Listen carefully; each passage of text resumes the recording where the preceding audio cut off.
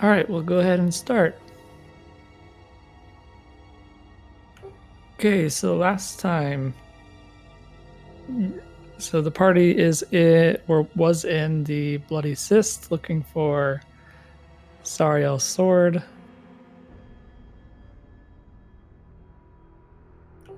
They find it inside the Bloody Cyst along with Yael, one of the generals who was once under Zariel. Lamarck decided to take up the sword, having him forget who he was and become an agent of the heavens. Yael said, even though Zariel has fallen, there's a little bit of Zariel within the sword, and if you were to if you were to present the sword over to her, she may decide to change her ways. But if not, then you must strike her down.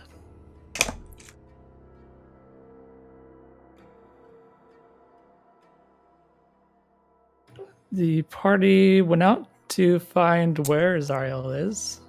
They went and spoke to Mordekainen, who pointed them over to the Wandering Emporium, or Katya, where Katya's rumors told them she would tell them if they got I forget what it's called. A filter of love. The only place the party knows where to get one is in Candlekeep. So it was decided they would go back to Candlekeep to go buy one. They're just waiting for Ruin to get his spell up and running. Though I did notice planar shift does require a tuning fork attuned to the material plane before story reasons, I will waive that requirement. Thank you. I was going to ask you specifically about that as the first item of business, so I'll cross it off my list.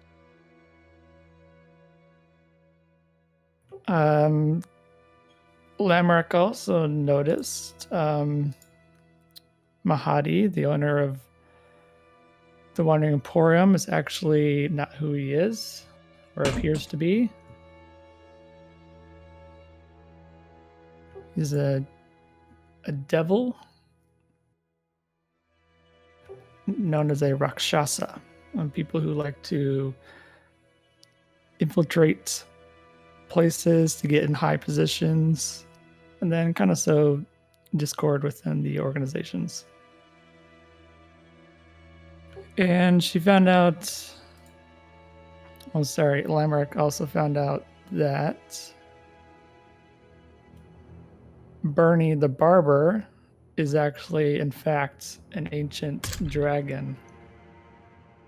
The two of them are supposed to speak to each other once the Wandering Emporium is setting up to leave again.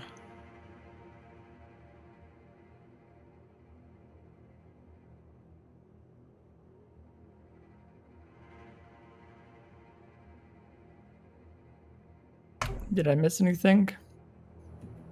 Takari and Ruin kissed. Oh yeah, that too. Way to throw that in at the end. I had to. I didn't think that Dura was gonna gloss over it, and then he did. Smooching? Schmoochin. Fucking the virgins? They're doing their best. Oh god, I forgot to post the link to the YouTube in our D&D chat. I don't know if you saw that name or not, Sig. Oh, Bones pointed it out to me and I laughed so hard. Well done. It's beautiful. Yeah. Just me cackling in the middle of Sam's Club.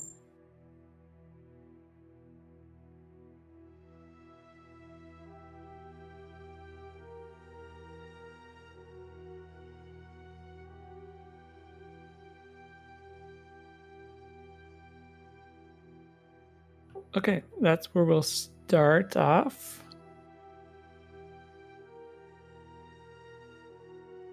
So we ended with Lamorak speaking to Bernie, I believe.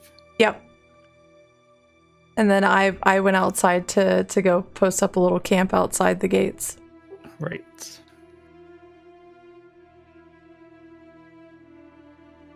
Okay, so we have Ruin and Takari and Lamorak all sleeping. Does Nigel or Argos want to do anything? So everybody was sleeping? Yes, they've retired. I forgot what I was in the middle of when we were talking to Katya and then we went to Lamorak. You were purchasing items. You bought a bunch of arrows Yeah, okay. and braces of archery. Yeah, I'm probably just gonna like turn in and like inspect my new goods and sleep, get my long rest in. Okay, where do you want to sleep? I think I already rented a room for a soul coin. Okay. So you want to go stay at the Infernal Rapture?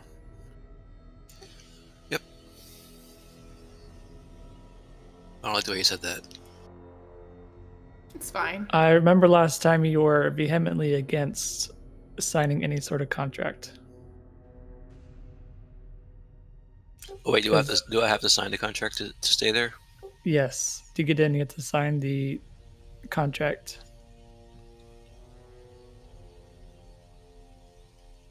Never mind, I'll sleep outside. I'll sleep on the war machine. Okay.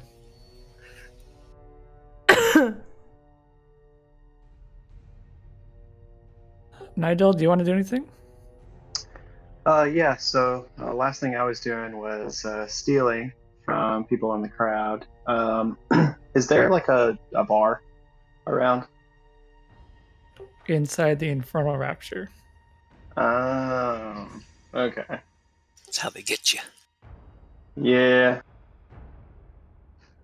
I don't want to cause any unnecessary chaos right now, so I'm just going to head over to the war machine. I think Lamorak is there, right?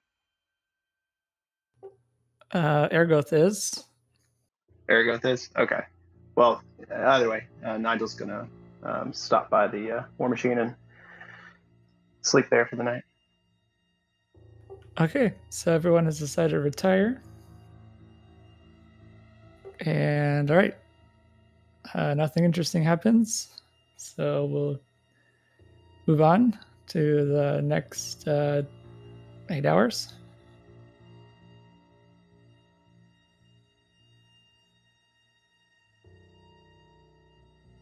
Ruin, you can have your spell. Thank you. Ruin wakes up and looks for Takari.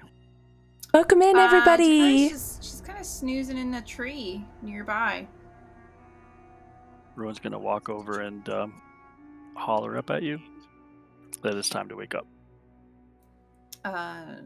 She'll get up sort of groggily and awkwardly, kind of climb down and start moving towards the exit. Before you get all the way down, Ruin will awkwardly extend a hand and help you, but he doesn't really know how to. So, get down from the tree. Just to save him, you know what? Just to save Ruin from any embarrassment or making him feel like he has offended Takari in any way, which he definitely has. She'll take the hand and then let her a quiet thank you. Okay, off to the door we go. Yep. Ruin and Takari exit the room. Yes. Definitely not awkwardly or No, anything. it's fine. No, it's fine. Well, nothing happened, so literally it's fine.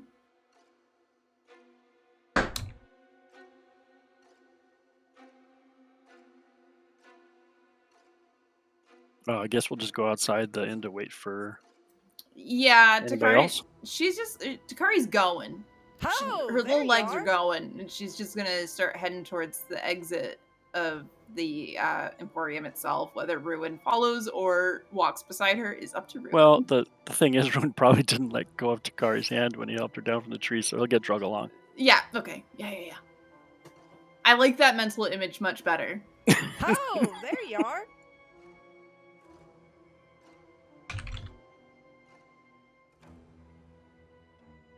Welcome in, guys. Okay, so you two are leaving the Emporium. Yep. All right, so you will see Nigel and Ergoth on the War Machine. We'll walk over there. Yes. I'm ready to sleep by the harpoon. Well, it's the morning time, so. I'm Nigel's still playing- asleep by the harpoon. Nigel's playing the 5-finger knife game. Okay. Fair enough. I guess we'll just hang around until the rest of the party shows up. Are they still just holding hands? Or are you just... Yeah, I think so. Oh Yeah. my god. Jesus. Ruin has no idea what the fuck to do with that, or when to let go, or when it's appropriate. He's just sure. He's That just sounds good. going. Yeah, that sounds fine.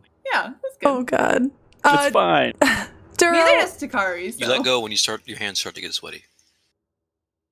Which is like every 5 seconds. Yes.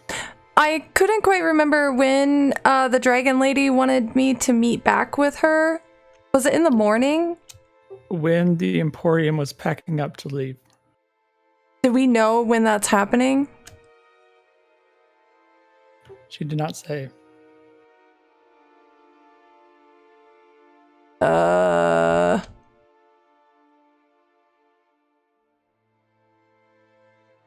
Okay.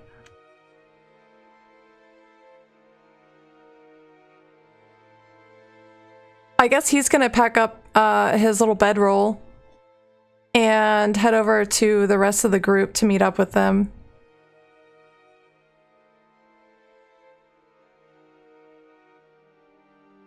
Are we ready to leave?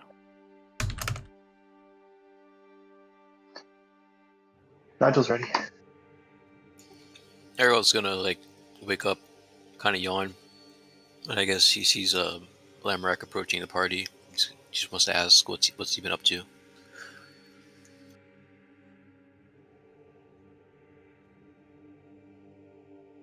Lamorak is gonna say, I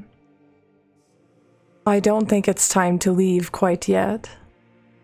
I met with a curious creature last night that I believe could help us with locating where Zariel is in Avernus.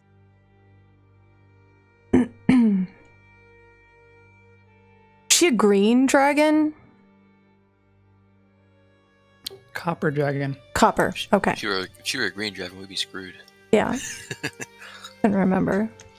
Metallic dragons are chill. The woman inside, she runs the hairdressing stall. She's actually a dragon in disguise. I believe with her help, perhaps we could fly around Avernus and find Zariel.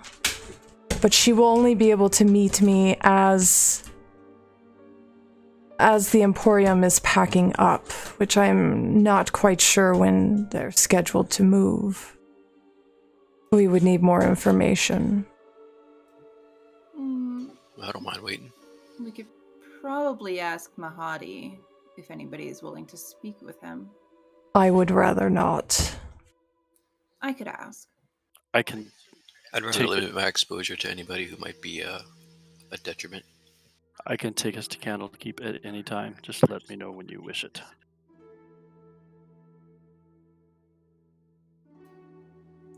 I suppose we should find out whether or not Mahadi is moving on within the next 24 hours, since you need another rest to prepare the spell to get back. Isn't that right? Indeed.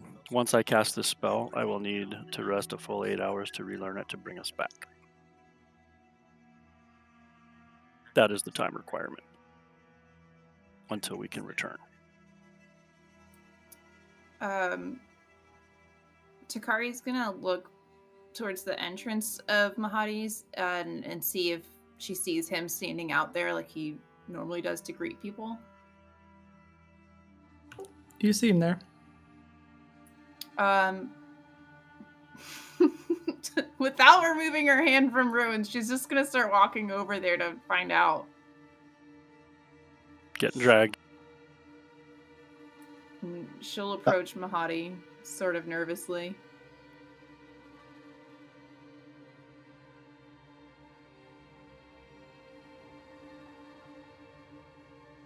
Mahadi has a big smile on his face as you approach him.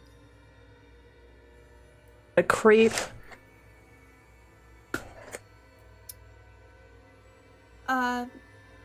Mahadi, just curious, I was hoping you would tell us, when you'll be taking off again, just so we know to not miss you, if we're in the area still.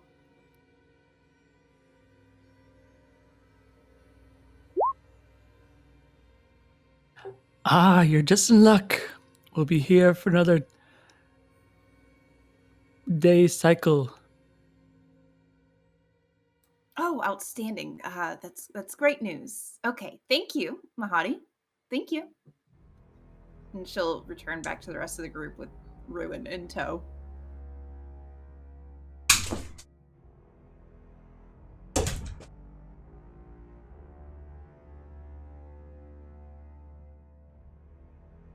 And quietly, she will relay to the party what Mahadi has told her.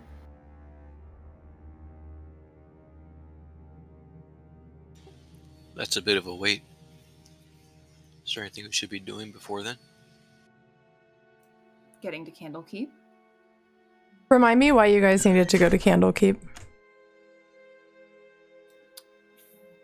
For the thing for Katya. Love potion number 9. Yeah. Wow, it's like I just forgot last episode entirely. Yeah. What did we need from Katya again? So Katya would tell you where you could find Zariel's flying fortress. Oh. But she needs a filter of love first as payment. Right. Okay. That's why I was so stuck in the dragon thing and like forgot about that. That's okay. But the dragon can tell us where Zariel would be, right? Isn't that? Yeah, that was my point of bringing up That's the true. dragon. That's true. So. And I don't think you guys explained that to Lamorak because he didn't go with you guys or know anything about that. Right. But we need an ancient dragon anyway to destroy the other, destroy the contract with Elturel, correct? Yes. So, I mean... Could Zariel's sword do that as well? You would have to try it. I'd say having an ancient copper dragon on our side that can do both things is like our main plan, and then we have 2 backup plans. We could even have the dragon talk to Tiamat for us because I know that the plan with destroying the contract with the dragon would involve Tiamat. Right. Nigel pops up. Why can't we talk to the dragon now? She asked that I wait. She's undercover as a human woman. Oh, so it's just a secret conversation? Can anyone telepathically communicate? I'm afraid I cannot. The Herald is just staring at Belgara's ash vial.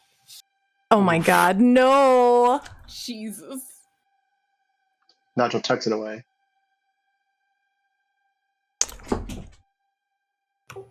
So just to point out, the reason you guys were gonna go deal with Tiamat outside of Archon the Cruel's pony unicorn thing is she was like the only dragon that you were aware of before. Right. Yeah, we just need an ancient dragon. Copper dragon's ancient? Is this dragon ancient? I don't know, what determines an ancient dragon? Over 800 years old. That's a I hate to spicy ask a call. lady her name. Or, not her name. Her age, god. I'll ask her. I don't have any, like, courtesies of my speech.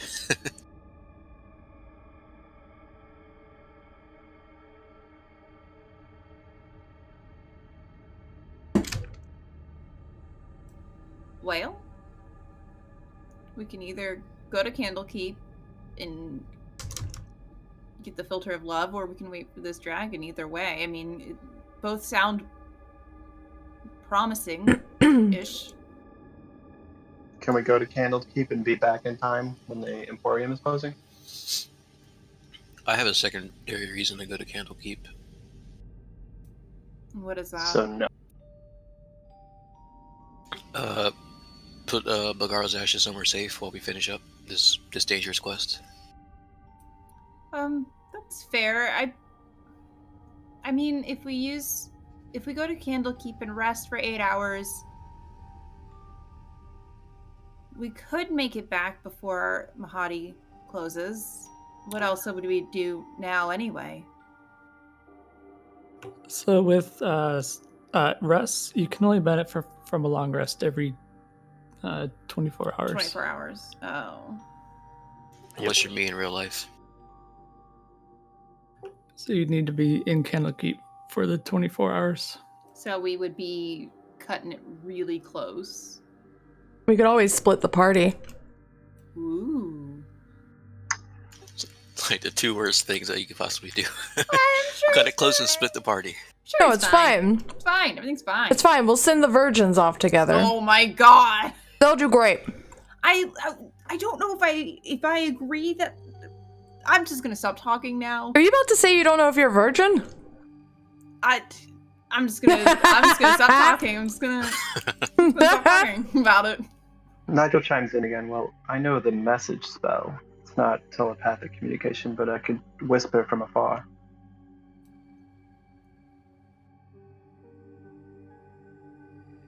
Do you think it's worth a shot? Maybe she's receptive if the conversation is kept secret. Also, do we have this steel that we're supposed to deliver? Did we already deliver it?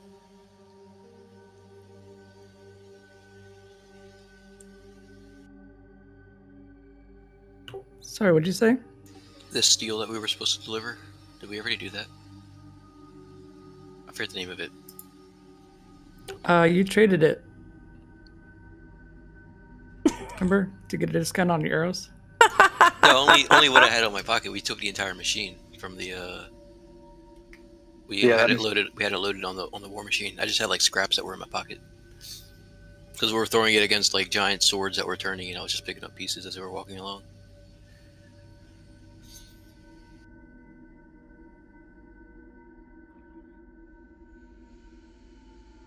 Well, you certainly could do something with it. Shove it up your butt. Ooh. Nice. Nah, it's a one-way street.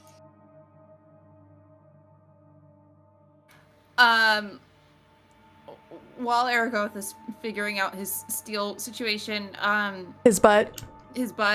I don't think it's necessarily a bad idea to split the party if Ruin and Takari go to Candlekeep, and then you guys wait for this dragon. It definitely gives us more options.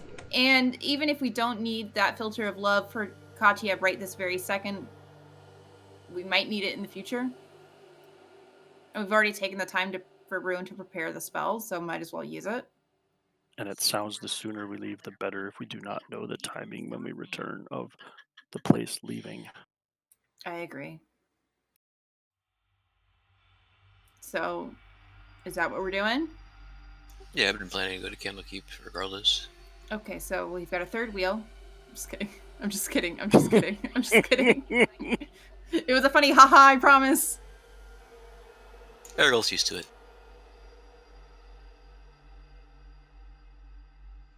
So, Takari, you and Ruin are going to Candlekeep, or was that Erica? She's going with her boyfriend. Nigel, I thought you were going. I am. Okay. I didn't know. I think, are you going, Erica? Yeah, I was gonna say if you weren't going, I'll take the ashes with me because I want to ask the keepers about how to bring her back and also leave the ashes there. Takari's gonna clear her throat and pipe up to Aragoth and say, "We can't just leave Lamorak alone."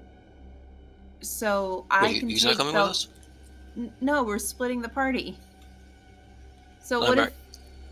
Wait, Lamorak, are you staying here? Yeah, I'm talking to the dragon, bro. All right, I'll help you talk to the dragon.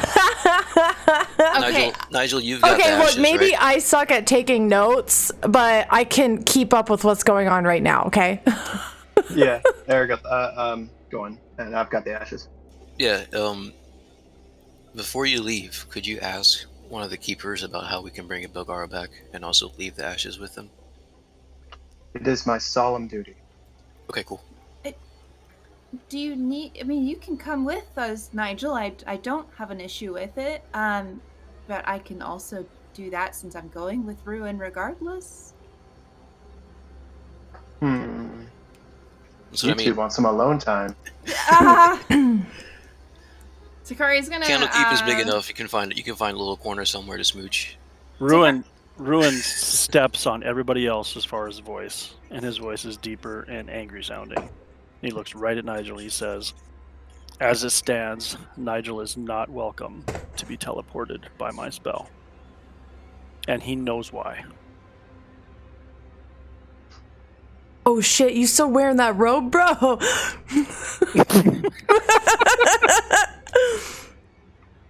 Nigel looks like he's about to cry. He says, "Very well," and hands over the file over to Takari. And she'll take it carefully and very gently tuck it into her pack and says, "I will do what I must to try and preserve Belgara and find a way to resurrect her." R.I.P. Velgara. Ruin reaches out to Takari with both hands, kind of requesting you to place both hands in his. She will do that. He casts Blade Shift and casts them to Candlekeep. He wastes no more time. Here we go. Wow. Bye. That was gross. And then Arigoth walks to Lamorak. Why is that gross? Nigel sulkingly walks over to Lamorak as well.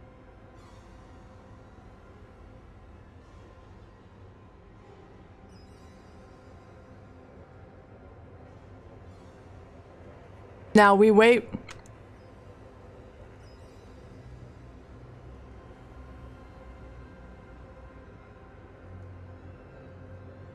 I'm just imagining me and Nigel like awkwardly looking around, like tapping our thighs, waiting. Lamorak's just kind of a statue. Yeah, he's like scary, empty, silvery eye, just like one hand on the hilt of his sword and just staring off into the distance of Avernus, and he's just like still as stone. Nigel says, "So, this is going to take a while. Arigoth, do you want to grab a drink?" Yes, how about you two busy yourselves? We have to sign a contract to drink somewhere, don't we? At one place? Is there any place close by? Not if we sneak in. Oh no. Arigoth kind of smirks, because he's been watching Nigel and his rogue skills and almost wants to test them out. I don't know if it's worth the trouble. We'll just say we were looking for the bathroom. Oh my god. You're gonna get murdered. Okay. How about this? We actually just signed a contract to get some drinks, because as long as we don't break the rules, it's not a big deal, right?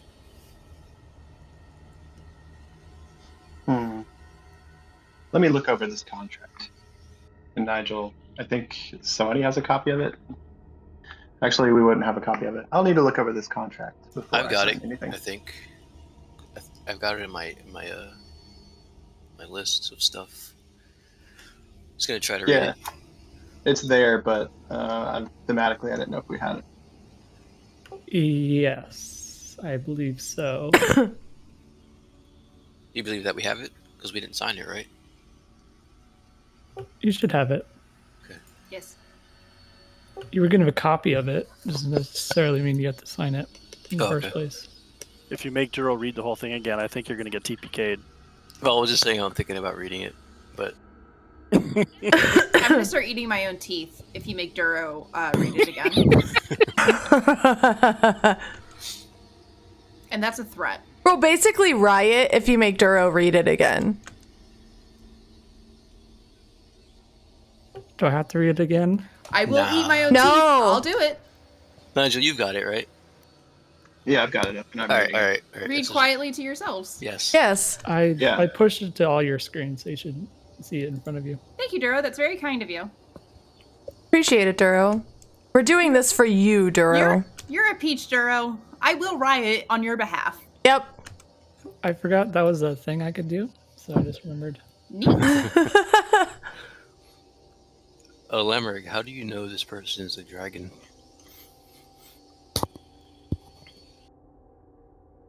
I can see their true form.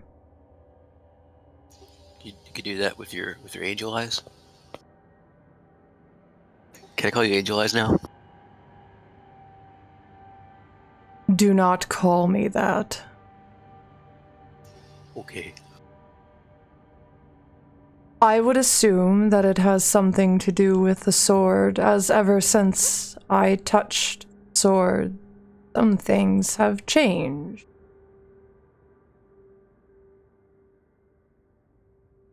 That seems Again, useful. I believe the two of you should go busy yourselves. We have a bit of waiting to do. I will be here with my horse. He just kind of like strokes Morgaux's mane. Speaking of horse. Hey, Nigel. Oh no. After we get drunk, you want to fight a nightmare? Oh no. Jesus Christ. Yes. You just Let's go. see like Lamrak's like eyes widen, but he doesn't say anything. This is all I ever wanted. To get drunk and fight a nightmare? Of course. I mean, that's a really Yada. legit goal, honestly. Let's go. And Ergo starts heading towards the Infernal Rapture. Nigel as well. Trying to keep up with Ergo's stride. Okay, so are you signing it to get in? Yeah, we're gonna go ahead and do that. Okay. As I'm signing it, as Ergolf is signing, he's gonna say, "We go in, we get wasted, and then we leave." Yeah. Try not to steal anything. I don't want to cause too much trouble before we're almost done. Yeah, I don't like that particular line in this contract. But it's only in the Infernal Rapture.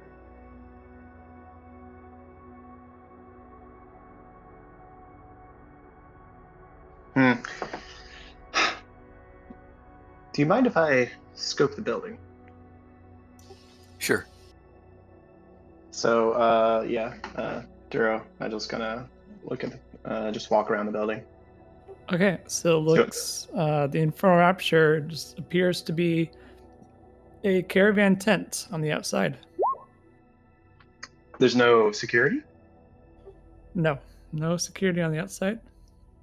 Can Nigel do like an Arcana check to see if like he detects? He doesn't have detect magic, but like see if he notices anything fishy, like some kind of force field or something around it. Go ahead.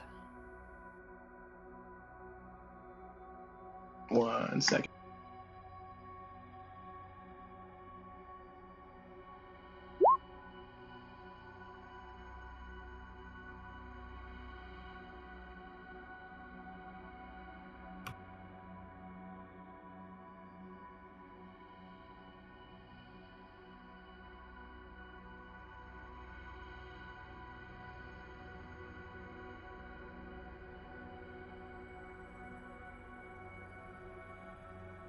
Okay, so you will recognize that this the Infernal Rapture is similarly created by the Magnificent Mansion spell. Ah, I don't actually know what that is. So it creates a extra dimensional dwelling. So that's why it's different on the inside. And then if it was to be destroyed, everything inside would be expelled. Interesting. And I suppose I would know that would mean there's no way in except through the entrance. Yes, because it's not technically there. You have to go through the door, which is the opening to the extra dimensional plane that it's on. Duro, is there like any boxes or anything around?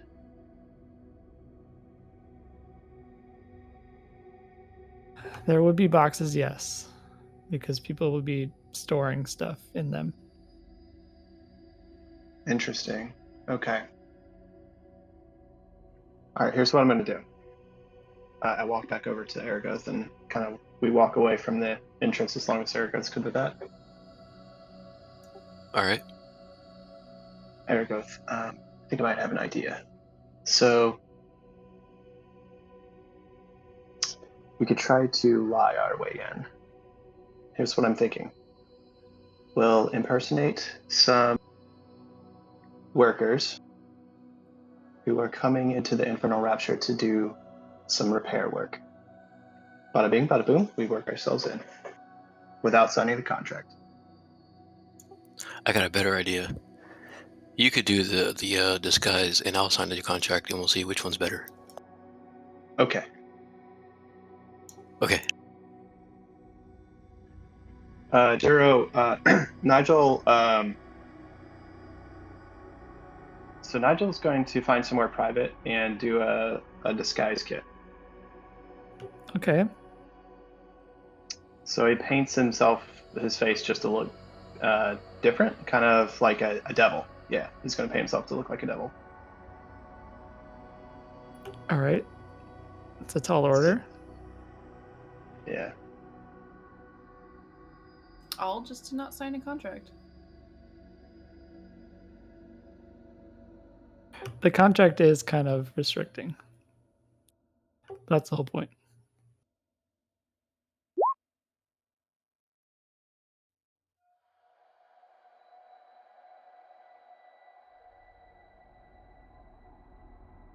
Okay. Next, Nigel is going to cast Minor Illusion. And he's going to cast a ladder. He's carrying a ladder. Nobody stops you if you're carrying a ladder. It's true. It's the easiest way to sneak into a warehouse is just carry a ladder in.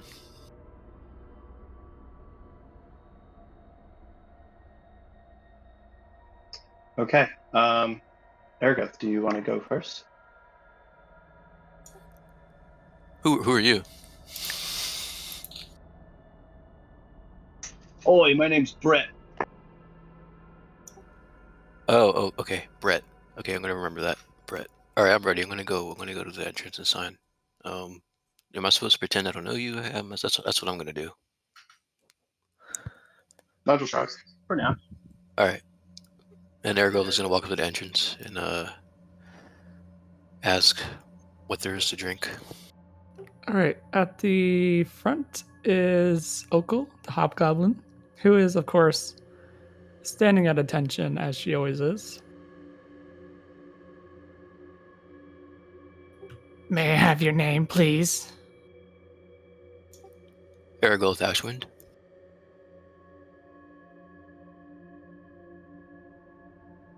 May I have your signed contract?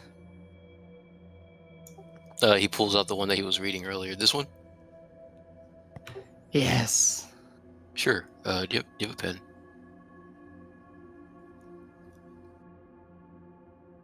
They wouldn't have pens, but you're supposed to write it in blood.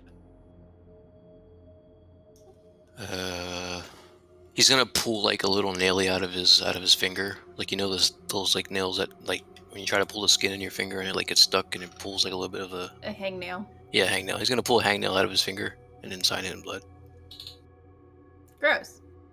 That is so much more painful than using your tooth.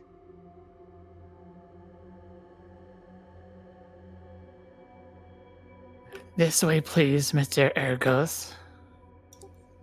Okie dokie. All right, so the hobgoblin escorts you through the finely decorated establishment up to the nearest bar, where there's a tiefling behind it. What's this tiefling look like? Rather short for a tiefling, black hair.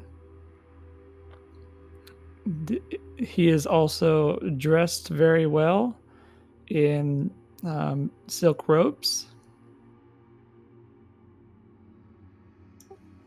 Alright, Ergoth is gonna ask what there is to drink and what the prices are. What's a mid-shelf ale?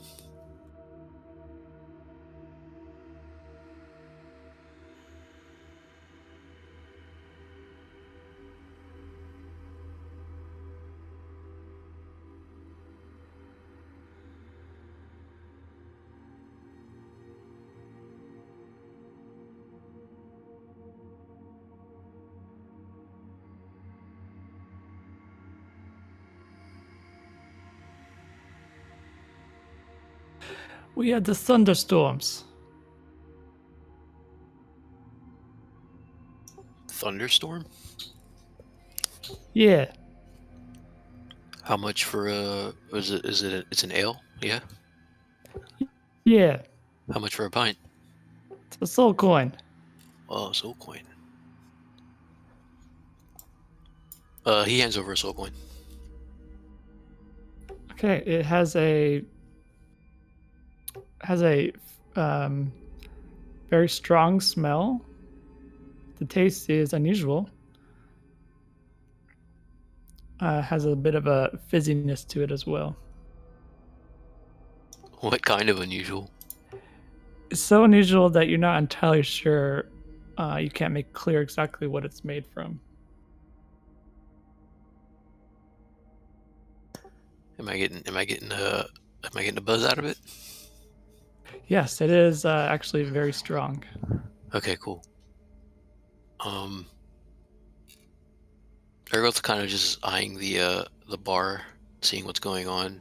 He's kind of doing this more to see the inside of the place because now that we know that the whole place is kind of shady. Well, I mean, shadier than even he thought it would be in hell. He kind of wants to see what's going on. So he's kind of eyeing the place to see if anything stands out. If there's any like clear threats or possible things that are useful to know. There are a large assortment of exotic creatures, I suppose. But just like violence is not allowed within the establishment, so the chance of you being injured or otherwise is very small. Ergoth is suddenly starting to feel kind of comfy. All right, Nigel, you could, while Ergoth is distracting the hobgoblin, you would have the opportunity to sneak in. Oh, there was only one hobgoblin? Yes.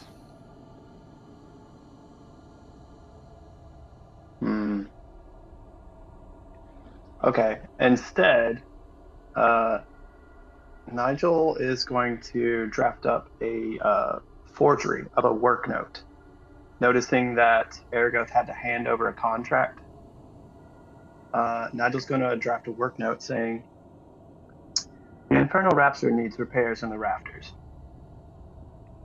Signed, and I authorize this agent, Brett, to do those repairs."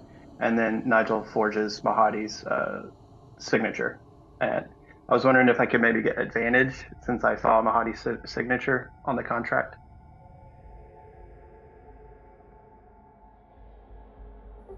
Which language are you writing it in? Oh, shit. Okay. LOL. Yeah. It's all in the details. Damn, forgot. Okay. Then scratch that, and I'm just going to sneak in. Okay. Yeah, if it was anything other than Infernal, you would have been found out. Yeah, good call. The All right, two people who speak Infernal are gone. Yeah. Could I have cast Pass Without a Trace on Nigel before the whole But he events? doesn't need to if he's just walking in. Yeah. Okay. Okay. But, yeah, oh, with the sorry, go ahead. diversion of Ergoth distracting Okul, you're able to walk in without signing the contract. Oh, that was really easy. Yeah, well, you didn't try before. All right, so Nigel walks in, and I guess he sees Ergo over somewhere. He's looking for Ergo. There's a bar nearby, and you do see Ergoth there. I'm just looking around, like with suspicion and stiffness. By the way, Turo, Nigel dismissed the ladder that he conjured up earlier. Okay.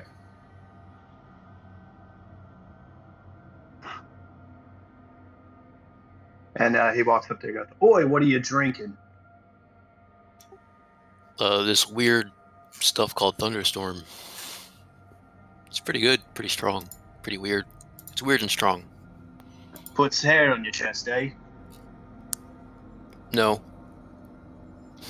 Maybe. Wait, what does that mean? It's a strong drink. I know what it means. Everyone doesn't know what it means. Oh. Yeah, it's a soul coin. Pretty strong. I guess it's worth it. Oh, soul coin, eh?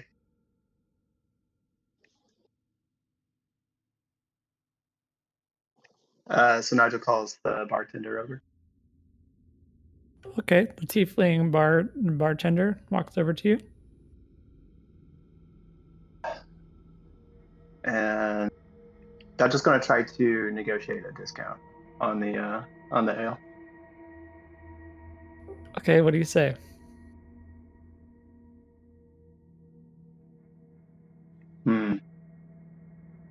Let's see.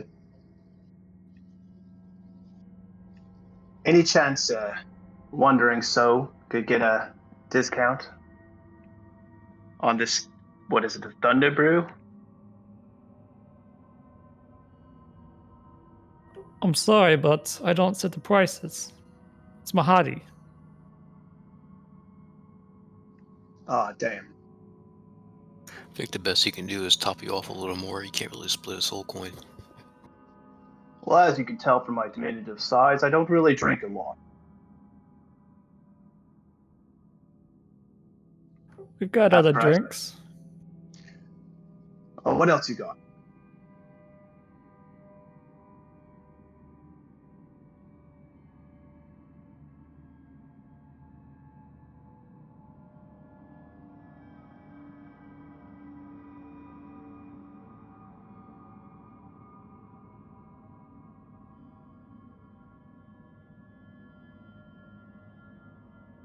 We got the Screg's mix-up. Does 2 for it get 1. you drunk? Does it get you drunk? Of course it does. Alright, I'll have one of those. Nigel puts down a soul coin and gets 2 drinks. You take up this drink and you find that it is incredibly pungent. It smells like rotting fruit.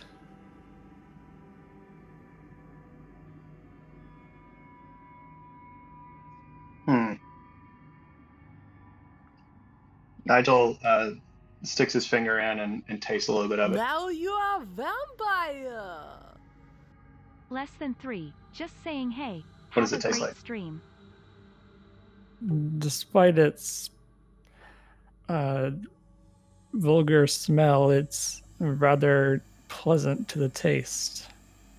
Ergold can smell it, and he's like, "Hey, that reminds me of the stuff the Druids used to make when I was a kid. I used to sneak in and grab a little sip of that. You fill me up a little bit with that second drink on here?" And he hands over his cup to like fill. For wait, what's your name again? Oh, my name's Brett. I didn't say my name before. Brett, yeah. Can you fill me up a little bit? I want to try that. Here you go. And Nigel tops off his cup. And then Nigel takes a big swig out of his other drink. And then he lets out a big belch. It's like berries and feet.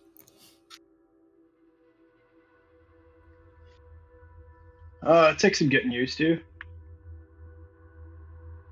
It's nostalgia for me. I actually kind of like it. Who did you say made this? Oh, the Druids that I used to live with as a kid. They used to make their own moonshine, I suppose. You drank moonshine as a kid? Yeah, we were allowed to once we were 13, even though I was 7. But you know, That's a lifestyle I can get behind. the Druids said it was cleaner water than water. Cheers to that. Cheers. And clink tankards. All right. So we will jump over to Takari and Ruin. Cool. You two appear inside Candlekeep. You don't know precisely where you are, but you are in a common area, probably used by other people who are trying to get there by spell. Nice. Ruin lets go of one of Takari's hands. Takari she's kind of takes like a gasping breath. That was strange for her, I would imagine, and looks up at Ruin and looks around her and says, I guess it worked. We are where we need to be with who we need to be with. Let's not waste any time then. Agreed. I guess they'll start wandering, and it's there was that marketplace is where we need to go, correct, Duro? Yes, I'm trying to find out if I wrote a name for it.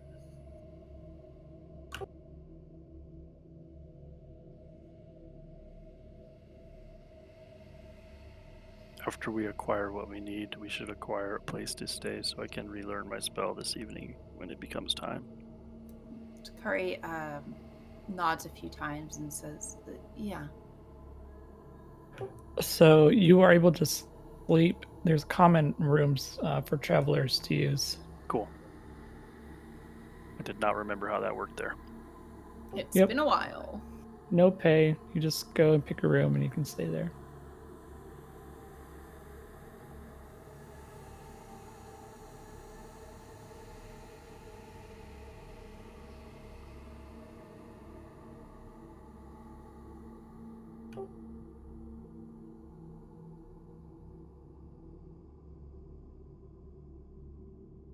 Okay, I don't think I wrote down the name of this place. That's okay. I would assume Takari and Ruin would remember what it is and start looking for it. Yeah. Yep. Okay, so let's see. How much was it? I think it was 50 gold, but let me double check.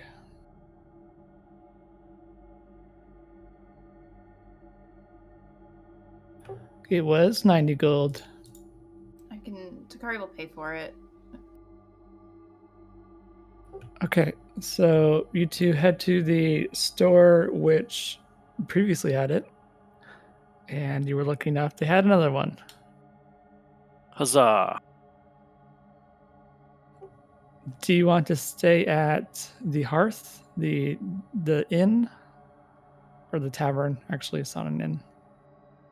Or would you like to go speak to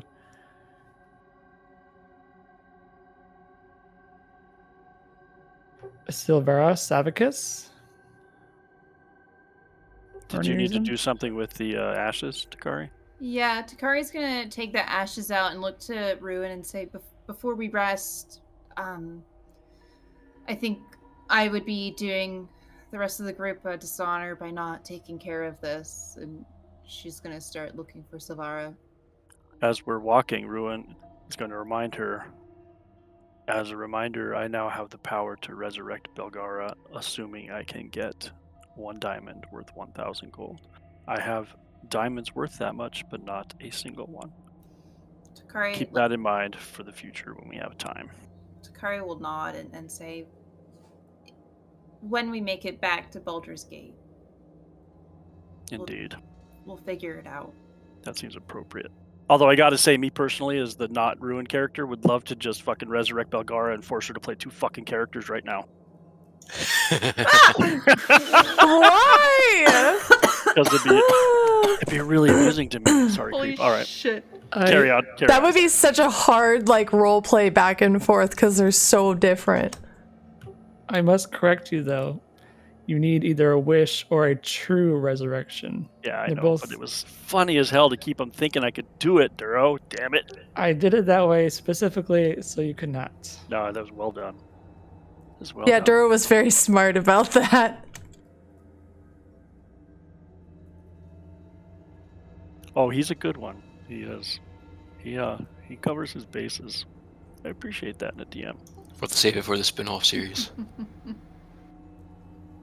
All right, Takari, sorry to jump in there. Carry on. No, it's okay. Yeah, Takari's just she's gonna start moving and grooving towards Silvara. Does she find her easily?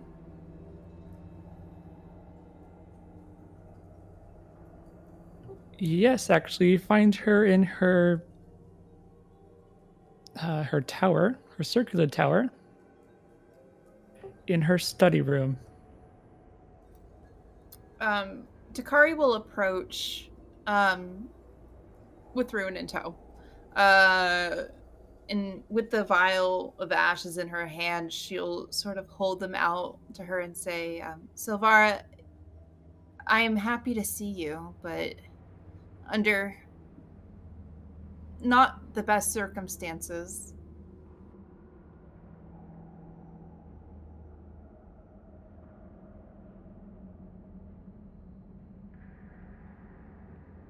Oh, it's so good to see you again. It's been about a month now. I sent you on to AVERNUS. How are things going? They're going. We're making progress.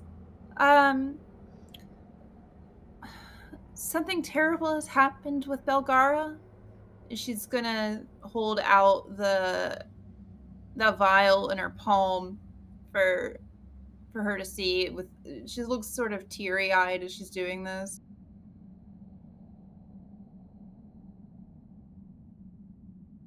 Oh my.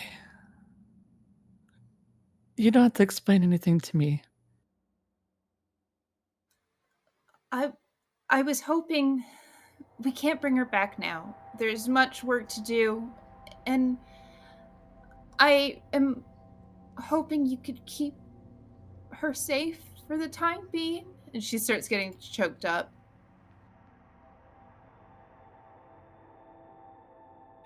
Yes, I'll keep her safe here. When you're ready, you can come back. Can I offer some sort of payment for this? No, I'm sure she's helped me enough already. Takari will sort of bow her head briefly and say, thank you. This means a lot.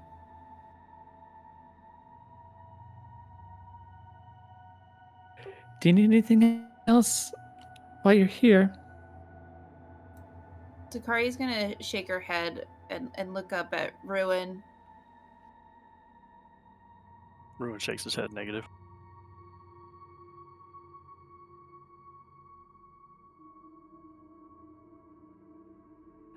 I wish you luck then. Thank you. We'll be back as soon as we can.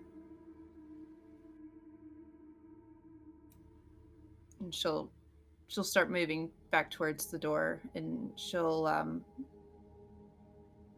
with the intention of finding somewhere to stay.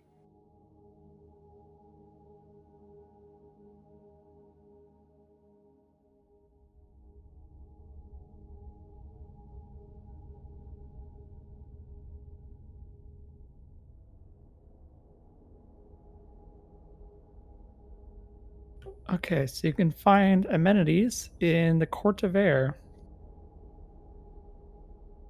That's just like the general area.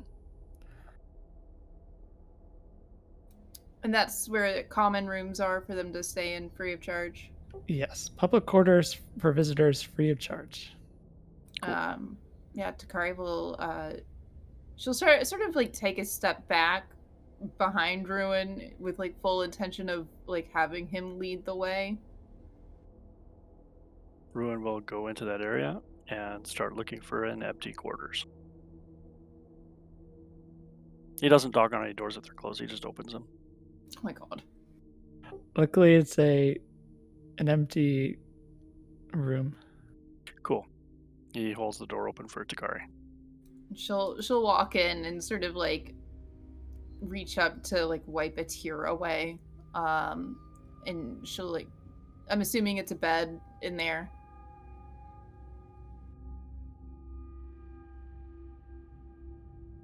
Yes, there are 2 beds. She'll sit down on one of them and take her boots off and sort of just give herself like a moment of reprieve.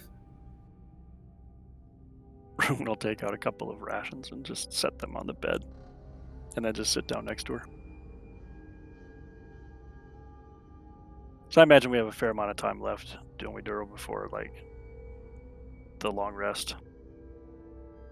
I assume you are studying your book? Oh, absolutely. Okay. So at the end of this day, you will have learned what you need to from the book. Okay. So whenever enough time has passed and I've learned that, unless Takari has something else, just let me know and I'll trigger it and we'll go back. Okay.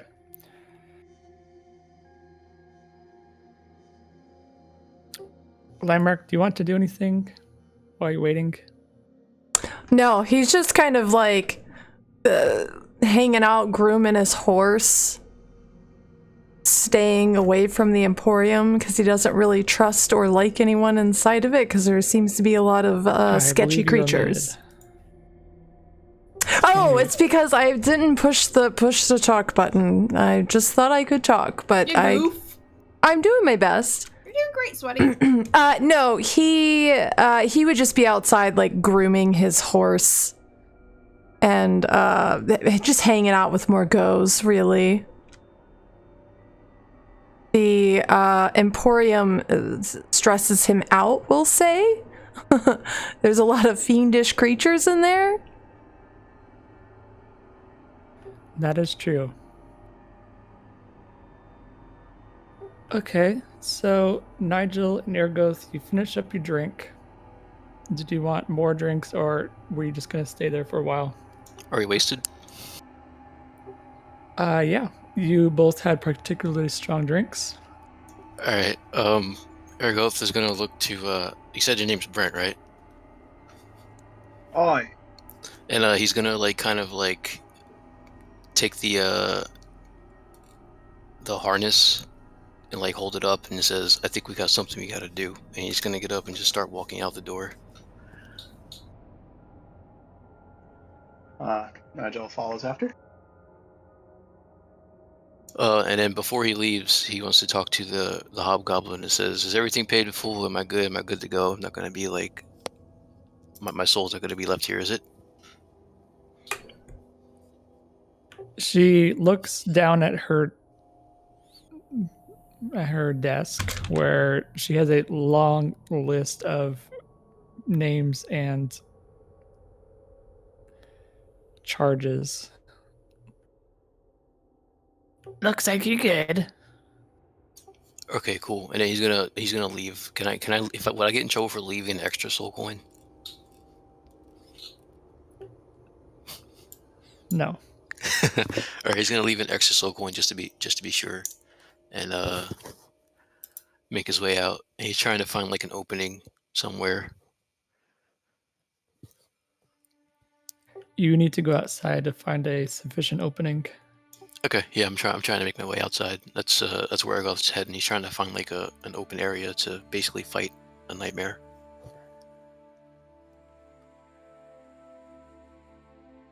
So now that we're away from the Wandering Emporium, I'm just going to ask. Do we fight this thing one-on-one, as I understand it? I don't know. Does it have to be one-on-one, or can we kind of like...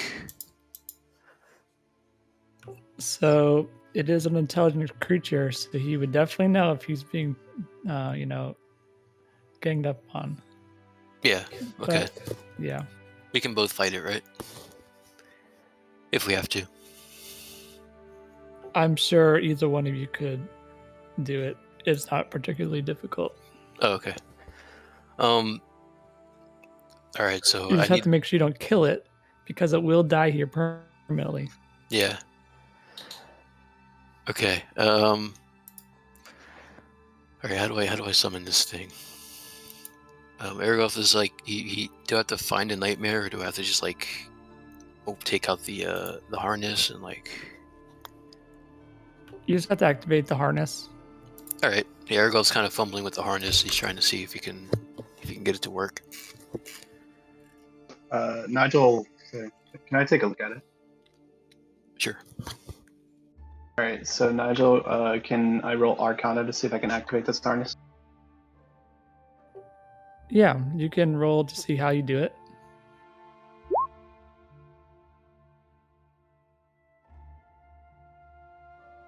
Okay, so to activate it, you clash the spurs together, or you can scrape them through blood. Whichever is your preference. So, sorry, you give it blood or clasp the thing together? Yeah, the spurs. Oh, the spurs. Yes. There it goes. You either clasp the spurs together, or you give it some of your blood. Oh, okay. Aragoth takes the harness back, and he like holds the spurs in either hand, and then he looks at Nigel and he says, maybe just in case, like stand back a little bit. I don't know if it's gonna like a horse is gonna explode out of here or what. Agreed. And then he like holds the spurs like arm's length out, and then he taps them, and then he like drops it and kind of like steps back like maybe like 15 feet.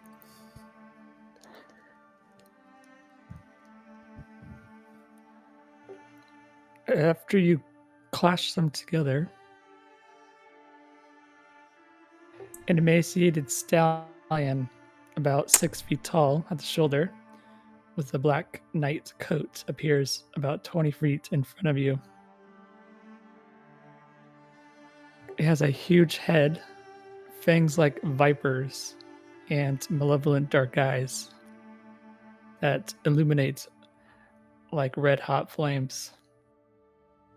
It is wreathed in fire, and its mane is wild and its tail unkept.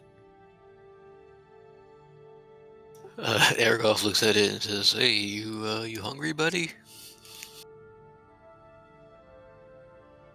It begins tapping its foot.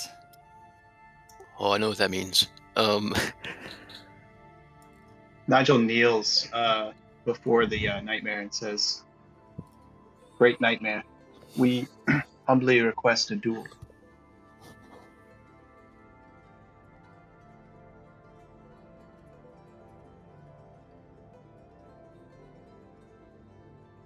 And then he kind of looks up to see how the nightmare responds. Sorry, you cut off after you said you kneel down. Oh, sorry. Yeah, so Nigel kneels down and says, "Nightmare, we humbly request a duel." The nightmare begins to jump from onto its hind legs, up and down.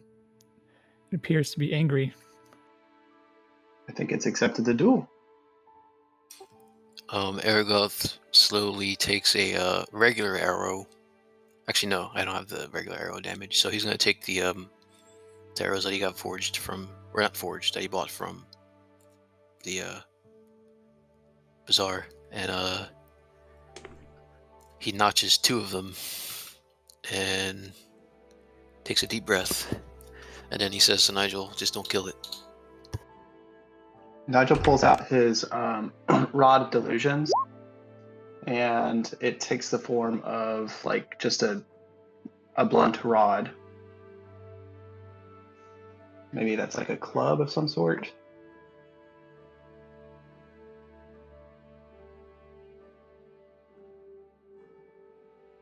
All right, let's roll initiatives.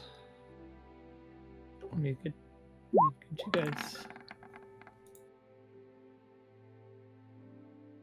guys going. So Oh it's crap! gonna be That's 22.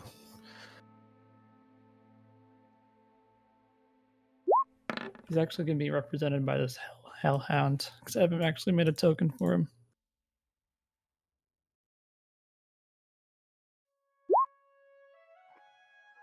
Okay. I don't know if it'll. I haven't rolled initiative yet because I don't know if it'll pop up in the turn order until my icon's on the screen. Yeah, you're right. Move it.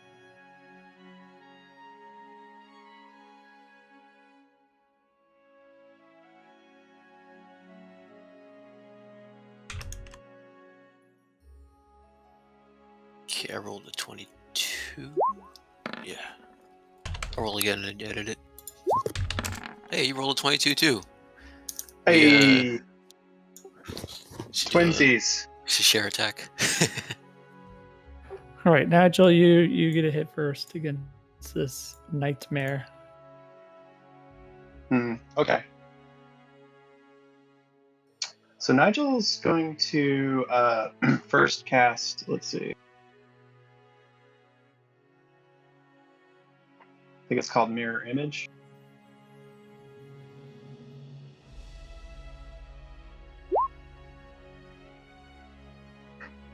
So Nigel weaves a spell, and suddenly there are 3 copies of me.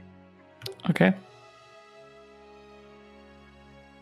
And so Nigel runs at the nightmare, screaming with his club ready, and goes for an attack.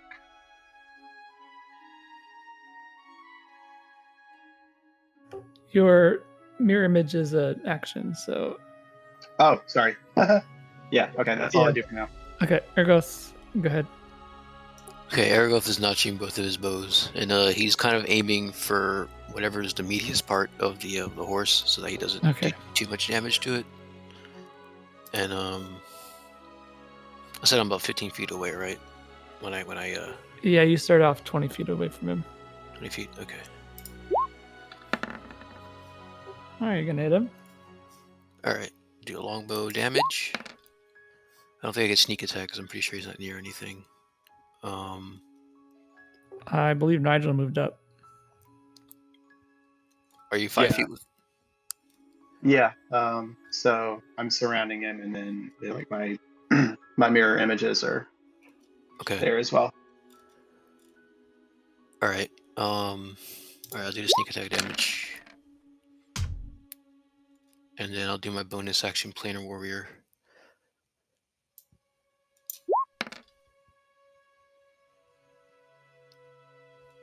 And then my other bow hits, and or not, sorry, my other bow goes, and does that hit? Yes, it does. Oop, that was a lot of damage.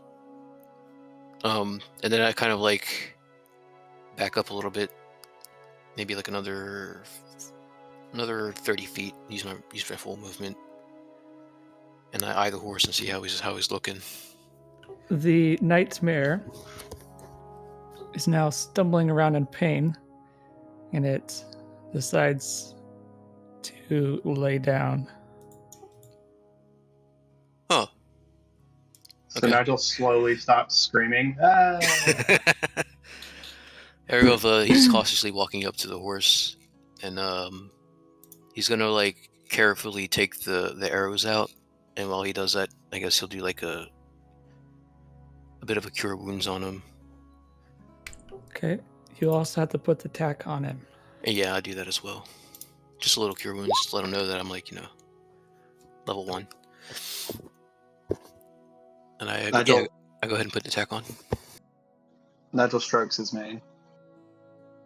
Oh, you burn yourself. Yeah, it's made of fire. Oh, is it? Okay. Oh my god, buddy. Nigel goes, ow, shit. So, Aragoth kind of like, he puts the tack on and then like gently lifts up the leash to see if the nightmare follows his lead. Yeah, it gets up from the ground, begins following your orders. Nigel, you also take 5 damage from its fire. What's his name? Oh, I haven't named it yet, but Aragoth is gonna mount it, and then can I do like a little flavor thing here where he gets on the horse and then like the flames kind of are burning away his planar aura almost, and it looks like he's like enveloped in ash, I guess, from his cloak as well. Yeah, seems cool. Yeah, that's his look right now, and he hasn't thought of a name yet, but he's just gonna say, "All right, horsey." I have a name suggestion. Takari will have to suggest it when we see her. I don't think Creep's gonna like it. Uh-oh. Nigel throws up the devil horns. Yeah, bro. And then, Nigel kind of like, I'm sorry, not Nigel. Aragoth kind of looks at Nigel and says, let's head over to Lamrak. Hopefully he won't kill my horse on sight. Nigel sticks his 2 fingers together and says, "Can I ride on the back?" Sure. Don't burn yourself. All right, so Nigel climbs up on the back of the horse. I have one submission from chat to name him Duro Jr. Duro Jr. That's a pretty good name. Yeah, that's an okay name. There's no Hambone, but I don't know. Duro Jr. Hambone. Yeah, Hambone can be his middle name. It's a family name.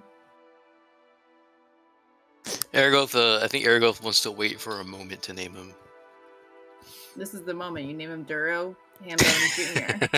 That's assuming that Duro's middle name is Hambone.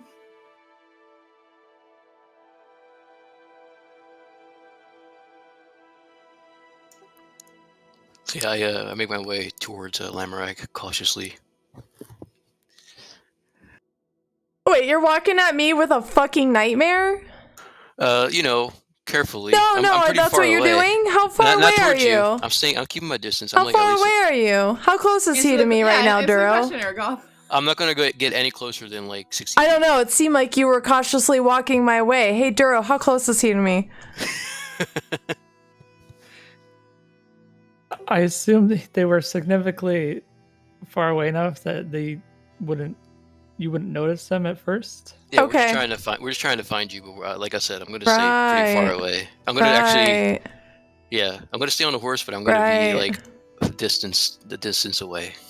And you at least that's a good name, Sithy. From a considerable distance. Right. So it's a lot of squinting, but I can't really tell what he's got with him.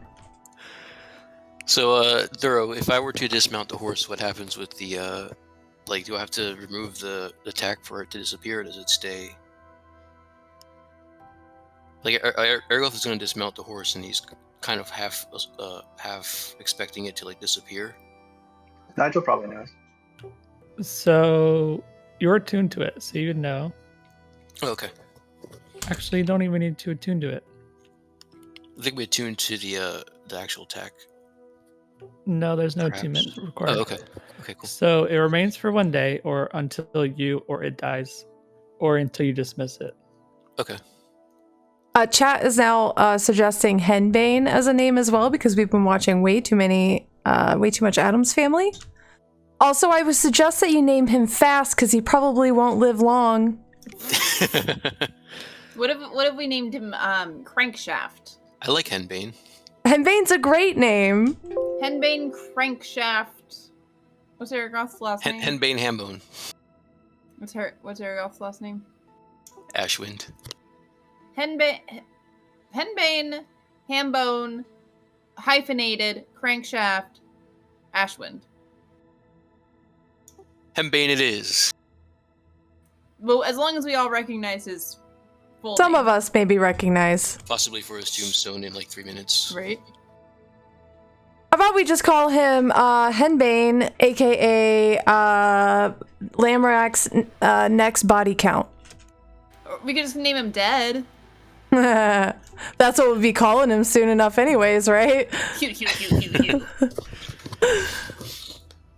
So yeah, Ergoth is gonna, he hops off a horse, and like I said, he's half expecting the horse to disappear, but it looks like he's staying there. He's gonna say, "Stay," to the horse,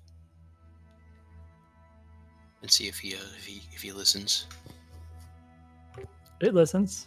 Okay. Yeah, and as he like hops off, like that ashen aura that Ergoth was had around him, it like falls off and he looks normal. And then he's gonna look around for Lamorak.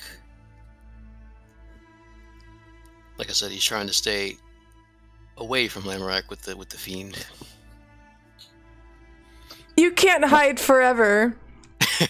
You can just dismiss it if you don't want it out. This is true, but I'll only do that if Lamorak tells me he doesn't want it around. Also, I'll if I let you dismiss know, it, bud. yeah, if I dismiss it, can I just bring it back with attack? You have to wait 24 hours. 24 hours, okay. That's not a terrible price to pay for Lamorak's zealousness. Well, we're not going anywhere for a while, so Yeah. might as well. But because it is a fiend, actually, I don't know if it's like a devil fiend or if it's some other type of fiend. It says large fiend, neutral evil.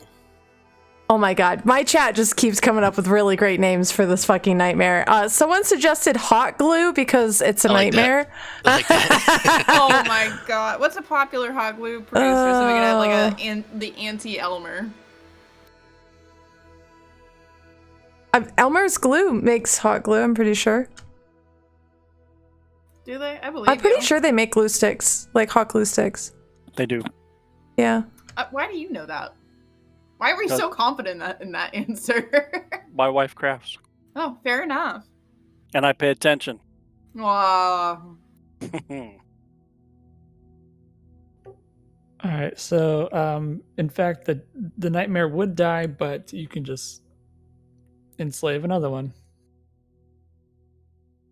Okay. If I dismiss it, it dies, or if it dies, I have If to it do another. dies, I have to do another one. yeah. Okay. All right, so Ergoth, you go up to Lamorak. Wait, you approach me? I Yep. thought you were avoiding me. No, I'm avoiding I'm having the horse avoid you. The Where's horse the is about- horse? You saw us approach, I think Dora said, like we were within your eyesight, but I dismounted the horse pretty far away. Nigel stayed with the horse. So you're back some ways with the horse, Nigel. Yep. And okay. All right. And then Ergoth is gonna walk up to Lamorak, kind of like carefully stepping on eggshells, and says, "So if you see a flaming horse, just know that I have it under my control. If you're really really angry and you need to kill something, then go for it. But try not to kill the horse that I'm riding. Yeah."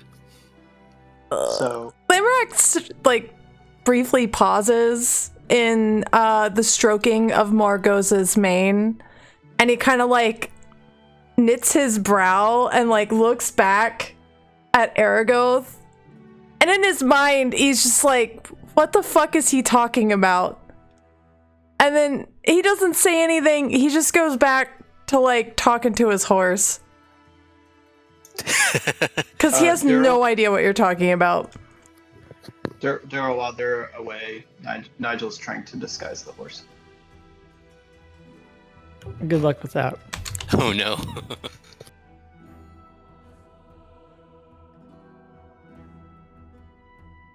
Yeah, Ergoth, He's standing next to Lamrak, like half expecting to be ignored, but he just says like, "Yeah, I have a little bit of a backup for a battle. You know, I can fly now too. So, I mean, not me, the horse.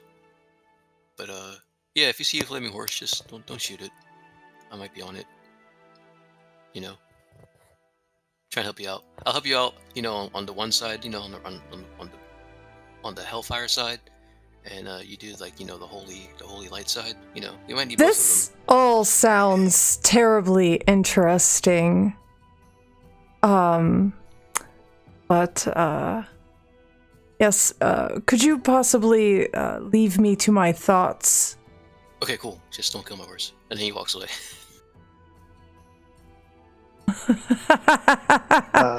Aragoth, are you coming back? Yeah, I'm heading back towards you and the horse.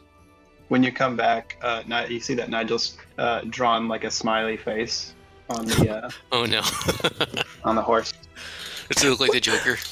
Like on the horse's face? Like you made the horse's mouth like more smiley? Or like did you draw like a smiley face on its butt? No, I drew like on its face. Like I drew like curves up around the lip to make it look like it has a smile, and I give it like eyelashes and stuff to make it more nice. Okay. Looking. Yeah, I was hoping it was like a My Little Pony moment. That's fine. My little pony. Nigel also drew like flowers and stuff on the round. Mediocre. Aragoth is looking at the horse and kind of like palms his face, and then he like looks up, like with like a wild thought in his eye, and he says, "I wonder what would happen if you bred a hell horse with a holy horse. Would it just be a regular horse?" Wow, would you like to die with your horse? Oh, I don't like this anymore. I don't like this conversation anymore. Ergo, it's not a question of if we can, it's a question of if we should. Well, I mean, clearly we shouldn't even try, because then the horse would just be dead. But maybe for science one day. You should come over. You should bring your horse over to my horse. Let them meet. No, they could sniff each other's butts. They're like big dogs, aren't they? Horses, just big dogs. That is like my number one like task, is to keep the horses separated from each other. I really don't know how you're gonna do this. Sounds like another romantic relationships in the works. What? Well, if your horse gets lonely, you can always bring your horse over. You can meet. Maybe.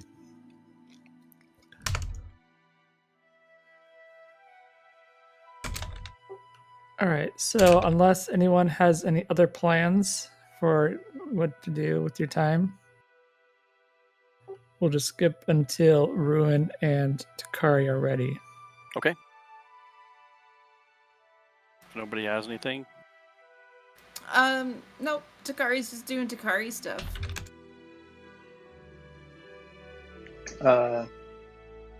Duro, is there's the shop over by the Wandering Emporium, right? There are many shops. You have to be specific. I guess Nigel's just gonna browse wares, look for anything useful. Let's see, maybe magic armor. So there's the Firesnake Forge. Ergoth went already checked them out, so he would have information for you. Ergoth, did you see any useful armor sets? Oh, the only thing I saw was the gauntlets of ogre strength, but they were too pricey. They were like 8,000 gold. I got these archery gauntlets for me, and they've got arrows, among other things, but I didn't really spend too much time looking. I'll just tell you what else he found. So there's the Ring of Protection and the Frost Brand. Okay. Nigel's gonna go shop for those. Okay. Particularly the Ring of Protection. The ring of protection is 3,500 gold or 310 soul coins. Interesting. And how much is the frost brand? It is 2,200 gold or 200 infernal coins. And what do they both do? So ring of protection gives you +1 armor. I think. Let me see. +1 AC and saving throws, and the frost brand is a sword which deals additional cold damage. Well, the ring of protection sounds pretty good. How much is a platinum worth again? It is worth 10 gold. Let's see. It's pretty pricey. How? What's this shop like? What's the security like? So there are 3 serpentine creatures with humanoid torsos, heads, and arms working the forges, and then there are 8 squat, stubby humanoids, which seem to be sculpted from hardened magma. One of these is the shop tender. Okay, so Nigel's going to try to haggle the price down on the ring. All right, give me a persuasion check for me.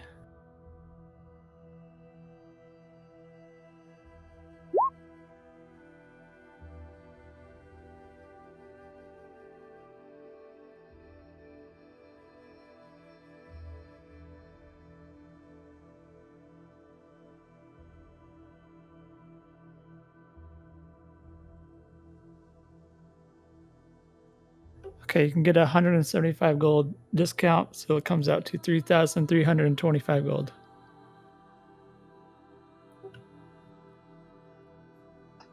Let me do some math. If somebody else wants to do something, I'm going to do some math on the gold I have. Or it's 300 soul coins. I definitely don't have that many. Okay.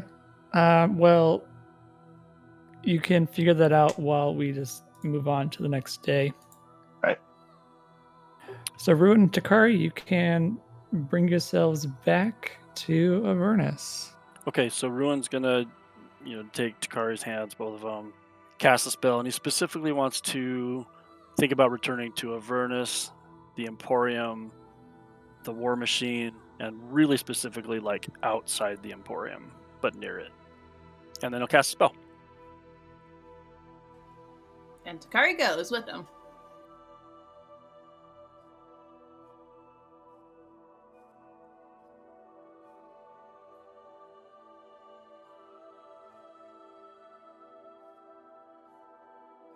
Okay, so did you say you wanted to go somewhere specific? No, I was just being very specific. I wanted to go back to where I came from. Like Okay. I don't want to like end up inside the Emporium. I want to be outside by the War Machine. But I know the spell is not super specific. I just was trying to be as specific as the spell would let me be, really. Okay, so yeah, you appear back at the Wandering Emporium, which it is currently being dismantled. Ooh. Ruin says to Takari, "Go." With the potion in hand, Takari's gonna just take off sprinting, looking for Katya.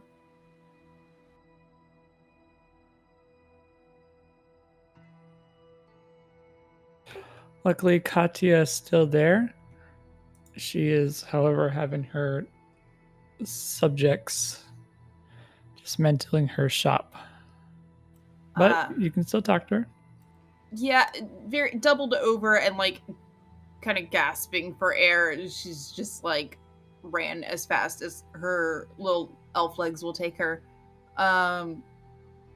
She like is holding out the vial and says, I brought it. I have it.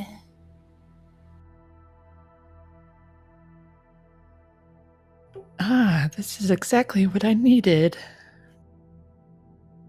Now, what can I do for you? We need to know where Zariel is. Well, I must say you're in luck.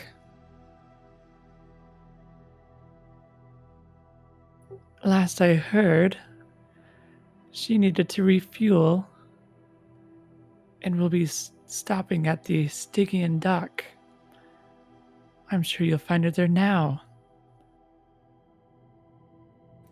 Takari she'll nod a few times and gasp out a few thank yous before running back towards the party.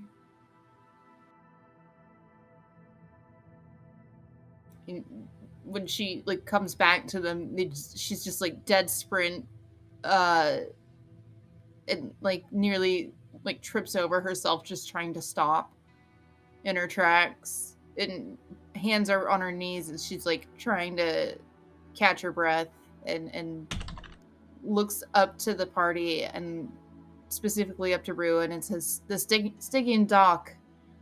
That's where we'll find her. She's refueling." Indeed.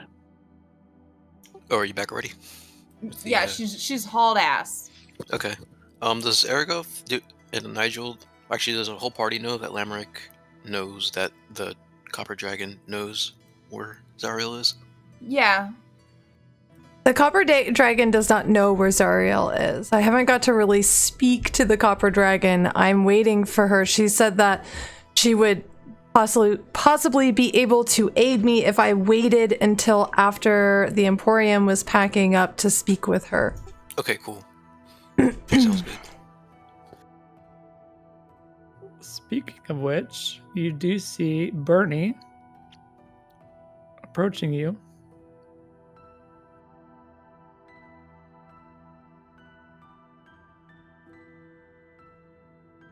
So Bernie, the barber, meets with you far outside the Wandering Emporium as it is packing up.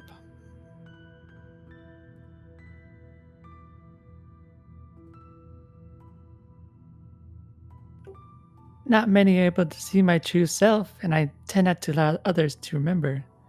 What business do you have with me?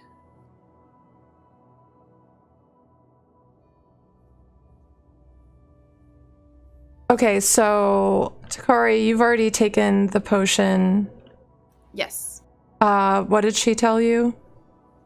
That that Zariel is refueling her ship at this. I'm gonna say it wrong, and I'm sorry, Dario. The Stygian dock. Okay, and you already came back and said that to us. Yes.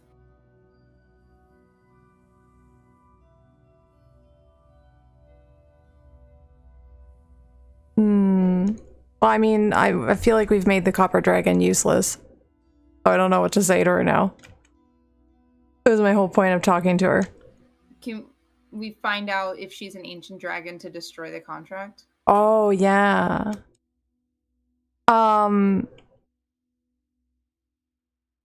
So he's going to uncomfortably clear his throat and ask Bernie,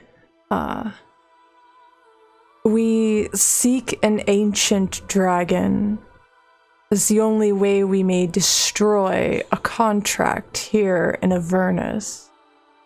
I do hate to ask such a question, but are you such a dragon?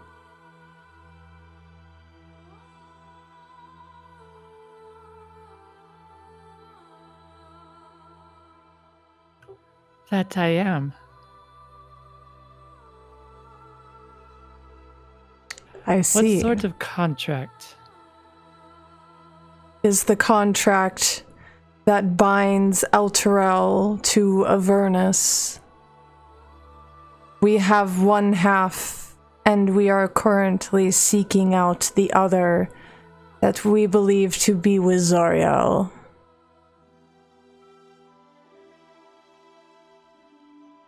I would certainly help you, though we must do it in secret. Of course.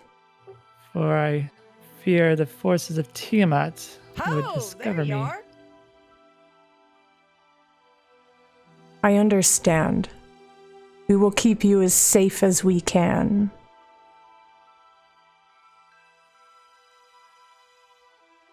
Will you be continuing your stay with the Emporium, or will you be elsewhere? I will be with the Emporium.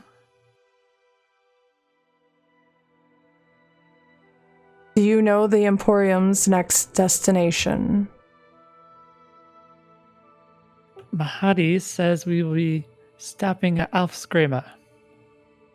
And for how long?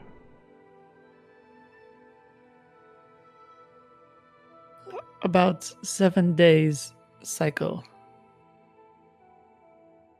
I do hope that we have gathered the things that we need by then, and we may meet back up with you and complete this task.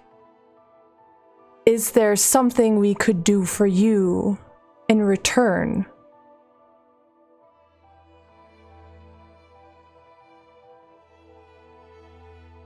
A good deed is all I need. Oh.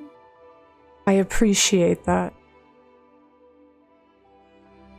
We will see you again, Bernie, and I will remember your goodness.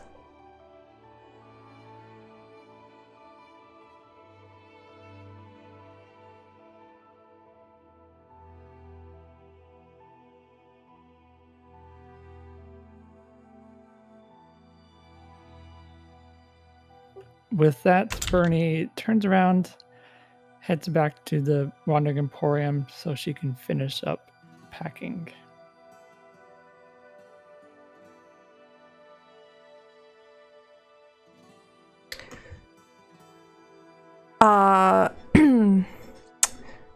Limeric's gonna turn to the rest of the party and say, now with that sorted, I believe we must make haste to the Stygian dock.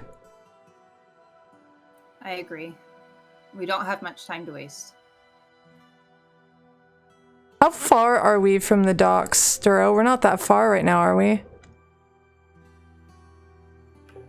Good question.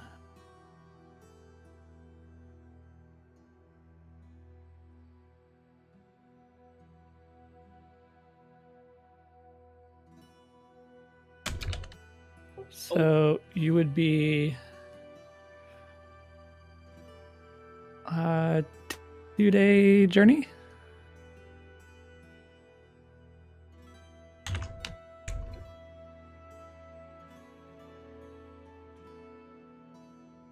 A 2-day journey? Yes. Oh god, is that bitch still gonna be there by the time we get there? Big ship, a lot of fuel. The ship is very large. Right.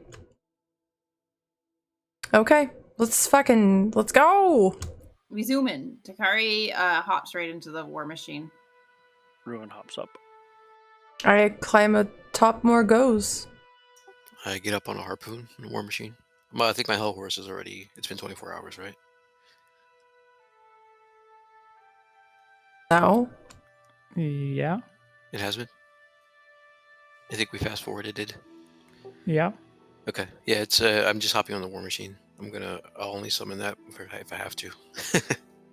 Summon him, see what happens. Maybe I'll wait till you're unconscious to summon him. Wow. Ouch. Oof. Big oof. Nigel, did you decide to buy the ring? No, Nigel did not decide to buy the ring, and he's going to ride his hog. Okay. So I will skip the traveling things because I don't want to deal with it right now. Fair enough. Totally fair, man. You will have to spend 4 soul coins though to get there. Takari has 1 she can spend.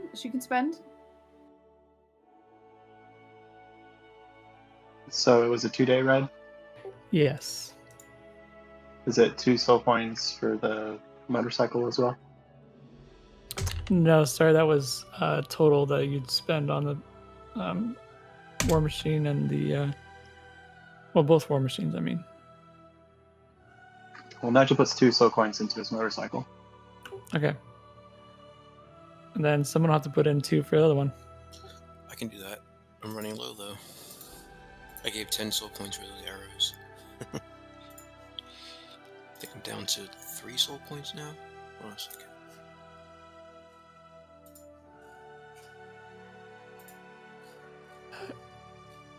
You arrive at the Stygian dock, where a flying fortress, an enormous mobile weapon for an archdevil, is docked.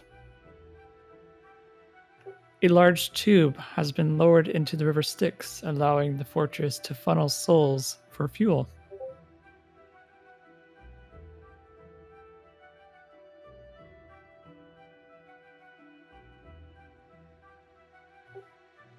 Okay, sorry, 1 second. Takari's having internet computer issues. Yeah, I'm sorry, guys. Give me 1 second. Let me just look at my encoding. All good.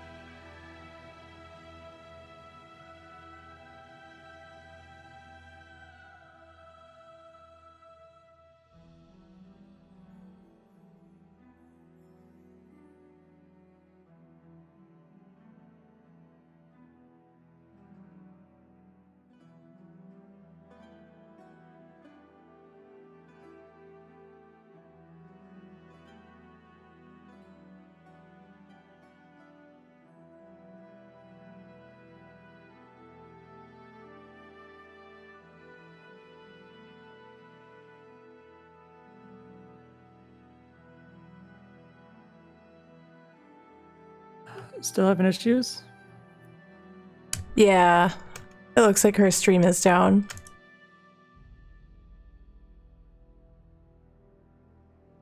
Yeah, she just went offline. We could maybe take like a quick 5-minute like pee break or something? Yeah. Wait for her to come back? 10:55. That works. Cool. You heard it here, chat. I'll be right back. We get a pee break. Hang tight for a minute, guys.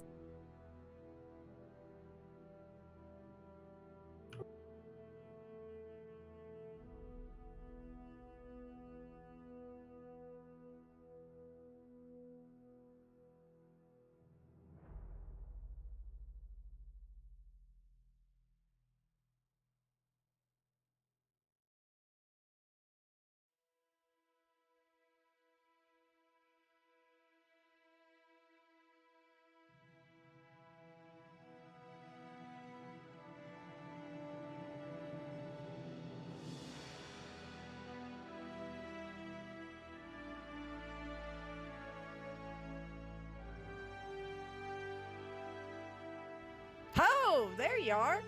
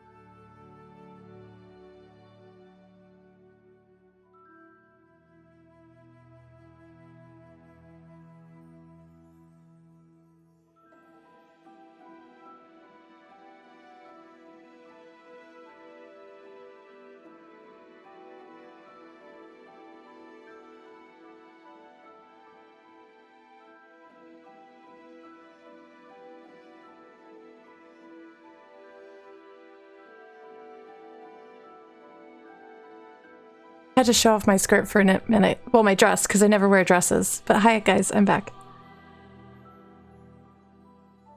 See if Bones is got her stuff here.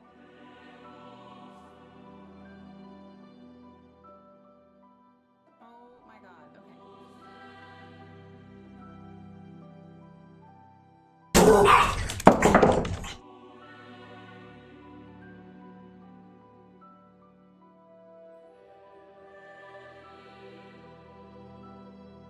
What's up, Lynx? Hey, Zomp. Hey, guys. Welcome in.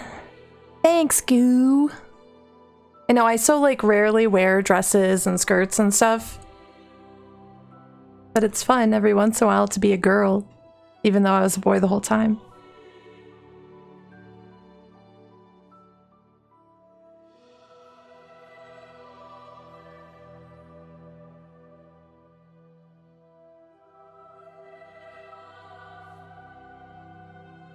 Can you guys hear me? Yes. Yes. Okay, give me Welcome just a back. second. I'm so sorry, you guys. It's okay, we just took a break. Everything crashed. Like, literally everything crashed at one time. No worries.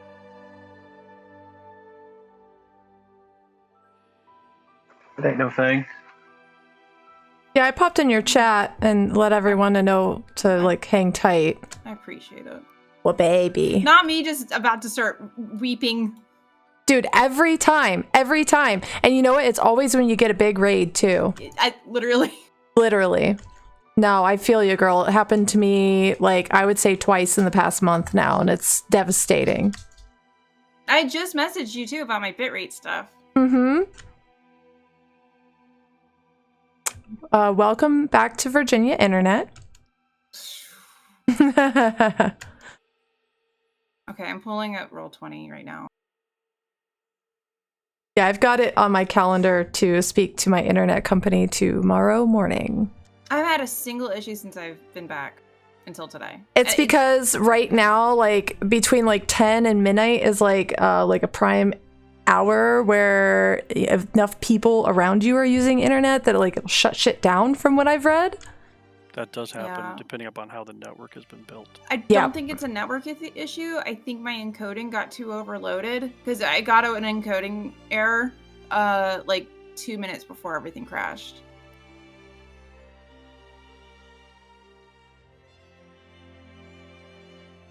God, that's the absolute worst.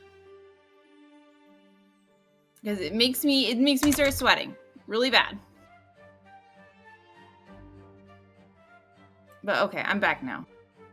All is well. I'm back in Roll20. Okay, is everyone else back? Yep. Check. I've never left. All right, I'll start from the beginning. So, you arrive at the Stygian dock, where a flying fortress, an enormous mobile weapon for an archdevil, is docked. A large tube has been lowered into the river Styx, allowing the fortress to funnel souls for fuel. On the deck itself is a small group of devils guarding the loading bay. A pair of spined devils are peeking over the half wall, acting as lookouts for any threats that may approach.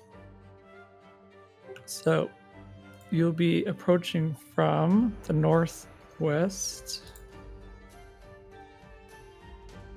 So let me get you on the board here. Put us on the board, my lord. No, you. All right, so you're in the northwest. In the corner, can everyone see? Mm-hmm. Yeah. Yep. Okay, and then towards the south is the dock. So you'll see this big black thing here. That's the flying fortress, and then down further is the actual dock. You can see the stairs here.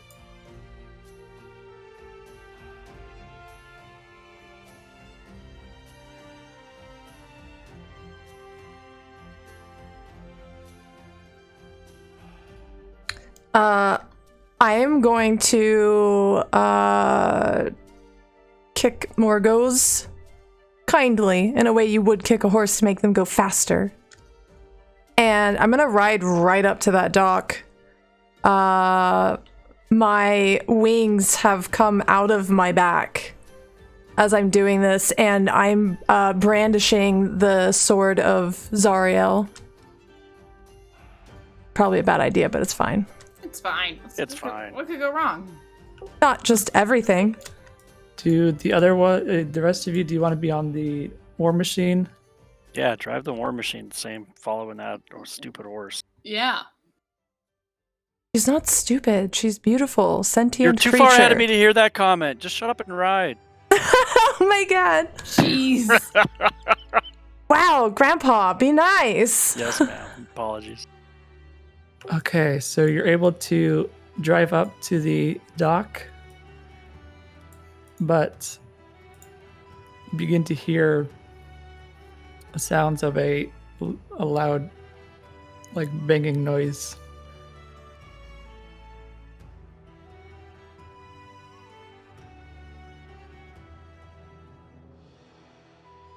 Of course. Ah! Uh-oh. Of course. I'm gonna hop off the war machine as I hear the banging noise and, like, dip behind it. All right, let's have initiatives, please. Yeah, because why wouldn't we? Why wouldn't we be just rolling initiative right now? Of course. Oh my god, a Worst initiative 1. ever. Oh my god. Ooh, my initiative was really good. Suck on that.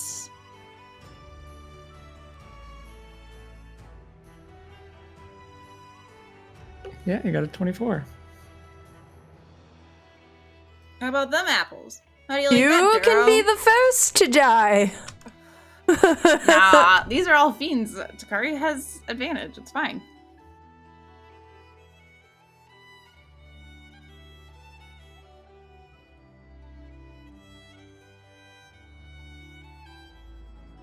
All right, Takari, you can go first. Well, Takari's gonna hop off, and she's gonna move there. It's literally fine. I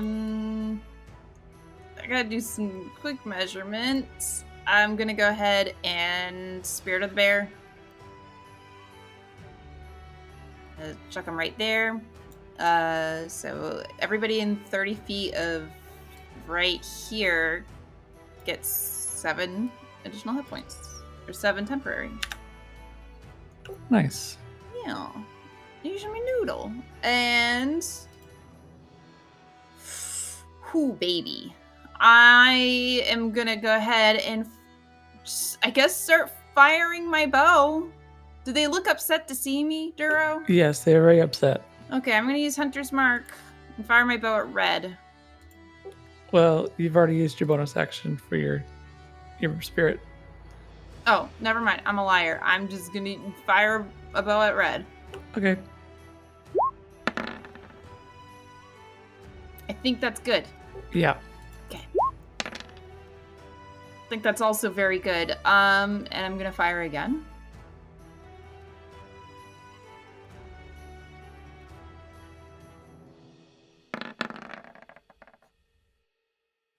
Don't think that's so good. You still hit. I do? These guys don't have any armor. Oh, nice. And I am going to move Reginald, but I can't attack with him. I'm too far away anyway. I'm gonna put him right there next to me. Okay. And that's my turn.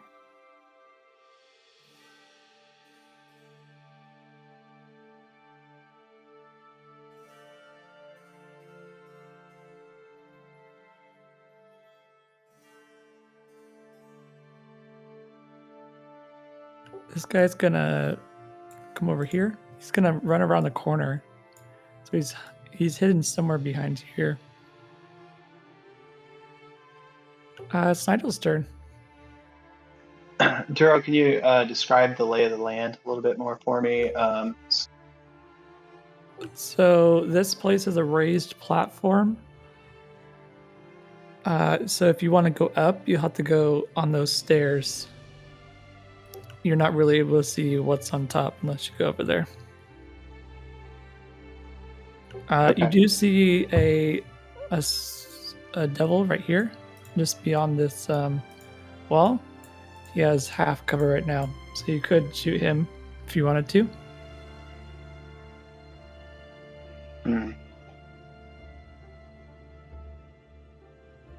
So Nigel's going to.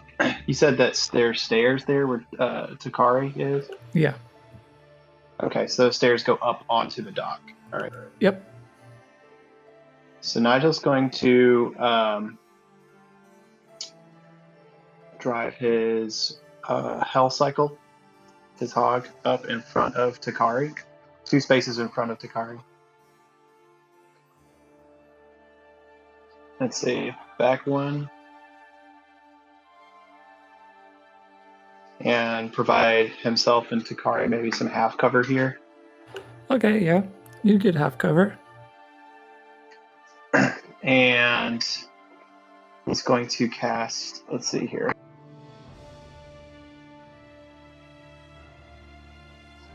All right, he's going to cast Mind Sliver on red.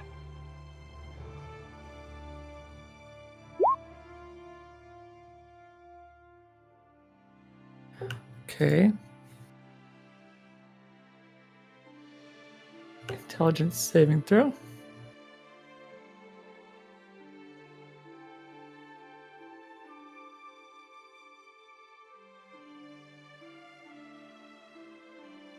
These guys are not particularly smart, so he's going to fail. He'll take. Let's roll that 1d6 damage and the d4. That's a lot of baddies on the initiative. There's a lot, but they're relatively weak compared to you guys. Okay, so he's going to roll -4 on his next saving throw.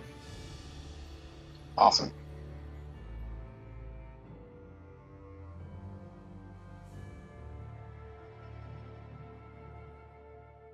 This guy's going to go here.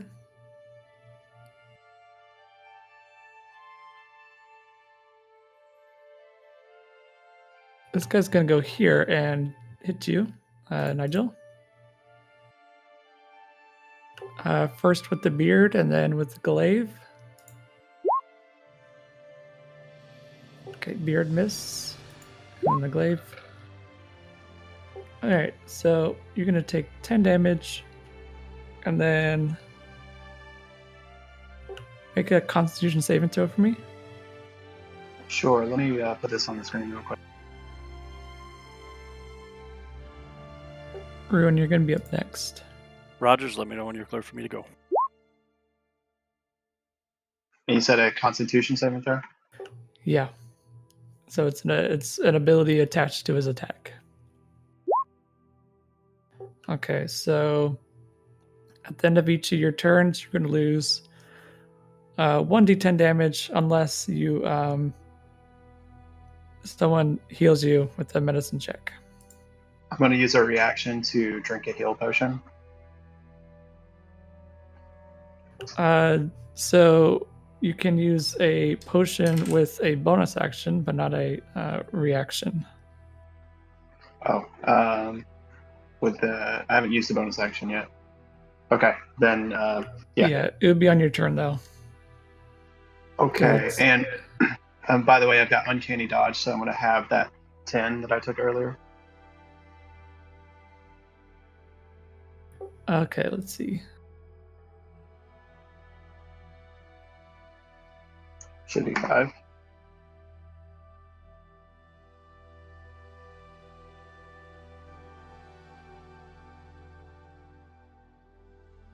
Okay, yeah. So you'll take half the damage, so 5 damage. All right, Ruin, you're up. Okay, Ruin is going to move. He's going to go to there. It's about as far as he can reach. He is going to lean towards Takari and whisper, "Kill them all, beloved," and then he's going to cast Bless on everybody except for Nigel. Ooh. So I'll up level at once so I get the 4 of us. Oh? And that'll be Ruin's turn. Okay. So this, let's see. So this guy here, the barbed devil, will throw a flame ball at Ruin. Cool. Okay, it won't hit. Let's see.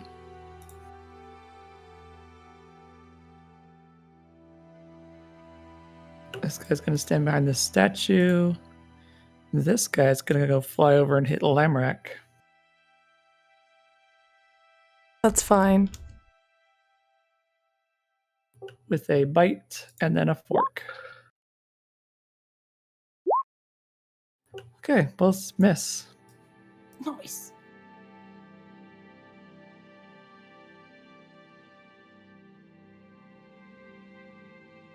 All right, Ergos, you're up.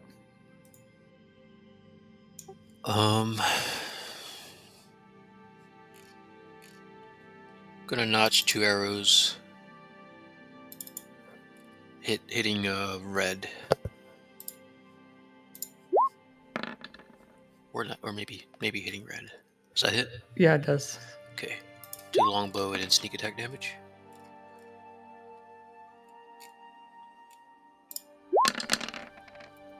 Whoa.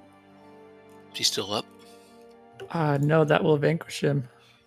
Alright, and then the other arrow is gonna go towards blue that's next to Lamrak.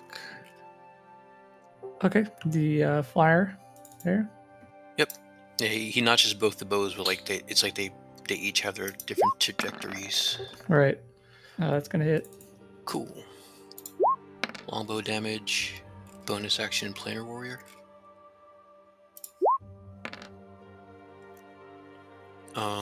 And you know what? I'm gonna use my Orcish Fury as well.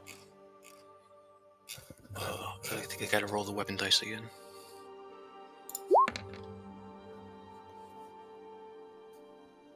And Ergoth is gonna kind of move around to try to sneak along the other side of the war machine. Okay.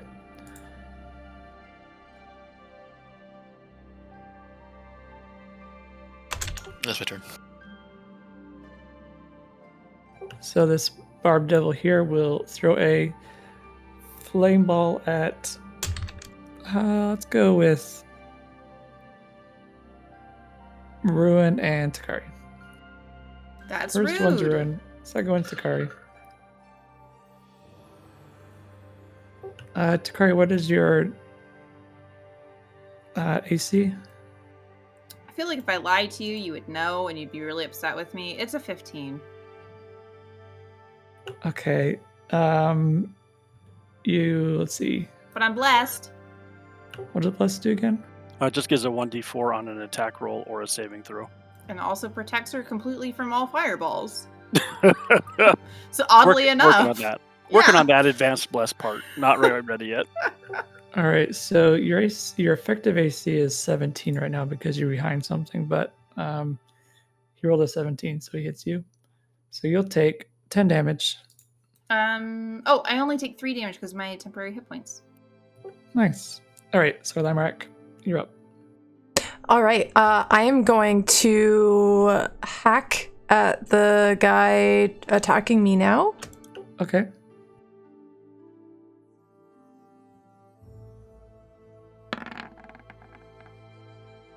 You're gonna hit him. All right, you cleave him in twain. That's some Goodbye. chunky dice. LOL. And then I am going to, let's see. I'm gonna move up to this green bearded devil, or barbed devil. And I'm gonna give him a whack. Okay. Whack him.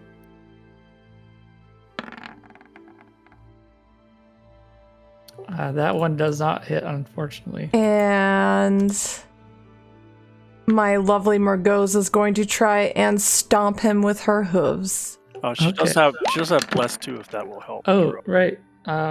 It's a 1d4. Yeah, with the blast, you would hit. Oh. You don't even have to roll. There's the damage. Oh my god. Look, some Oh my I think god. a little OP, perhaps. Ah, don't worry about it. Wait, why is it roll 3d10 plus? Oh wait, Shh, just accept it, Duro. What do you mean? oh wait. Okay, never mind. I was looking at your horse or Margos. Oh yeah, no, Morgos is just 10. Okay. I just hit the Sword of Zariel to roll 2. She didn't roll the Alright, hit because see. she'd missed without the bless. Yeah. Oh, I missed Let's without see. the bless? No, You would have without the missed bless. without the blast. Yeah. but with Right, the but I blast, have the bless. Yeah. Okay. Would you say that you're too blessed to be stressed? I fucking would say so.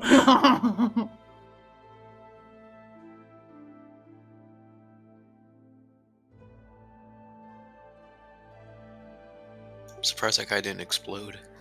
That's 43 damage. He is not dead, but that took a big hit out of him. All right, Takari. Zakari's gonna glance back at Wait. Ruin. Oh, sorry. Sorry, it actually did kill him. I didn't factor in Morgos's hit. That did kill him. Hew. Powerful. Am I good? Yes, you're good. Sorry. Okay. No, it's okay. Yeah, Takari's gonna glance back at Ruin after what he said, and red as a beet. But she's gonna step to the side, narrow her eyes, and she's gonna hit orange. And I'm gonna use Hunter's Mark on this. Okay.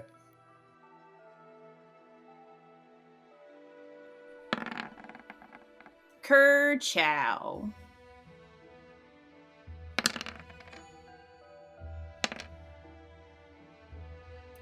I'm gonna hit him again. Okay. Nice. And I'm going to move Reginald. Hold on, Reginald has a 40-foot movement. I can dash and get to blue, right?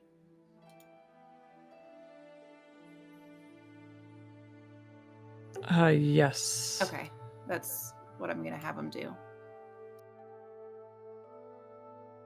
And that's my turn. Okay, so we've got Blue, who's hiding behind the wall. He'll come out and hit Lamrak with a beard and a glaive. All right, neither one will hit. Okay, Nigel, you're gonna take 1 damage from your wound, but it's your turn. Okay, so Nigel's going to drink a healing potion Okay. and hide behind the motorcycle. All right. I think I need to roll a d4 for the healing potion. It is 2d4 plus 2. So 7, right? And I took 6 damage total, so I should be healed up. Yep. And I'm hiding behind the motorcycle. Okay.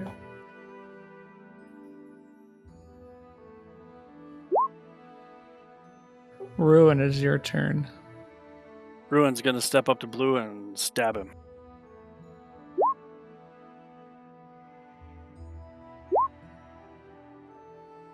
And Oh, nice stab. that will be the entirety of Ruin's turn. Let's see. I doubt he'll make that save.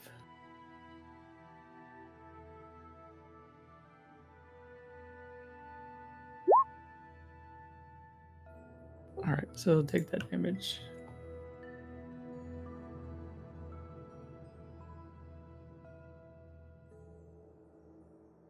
All right, Blue will hurl a fireball at Ruin and Lamrak.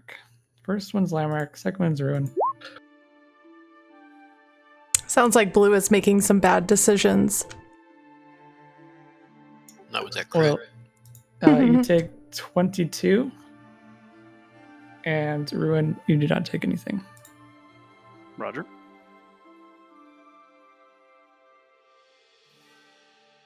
Orange will move up and hit Nigel.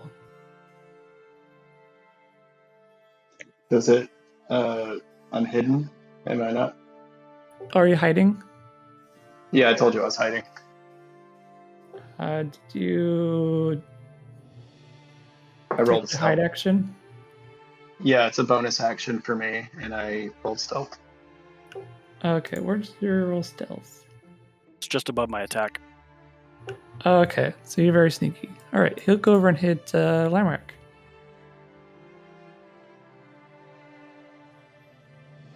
Probably not a good decision. Probably not. All right, Beard and then Glaive.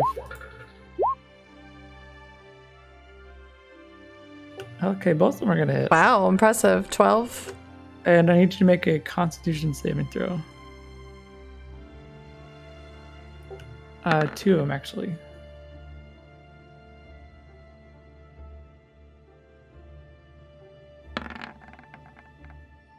Okay, you are now wounded.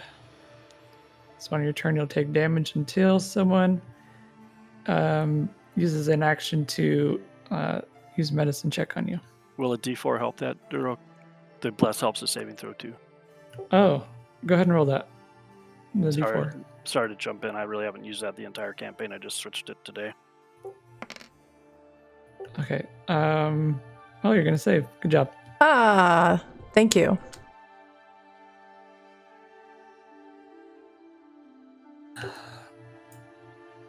Red is gonna fly over and hit Ergoth. I thought I was hiding, but I didn't say it, so it counts. Yep. If you don't roll, you're not hiding. All right. So a bite and a fork.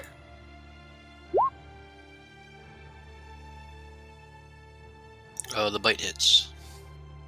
All right. Now it's your turn.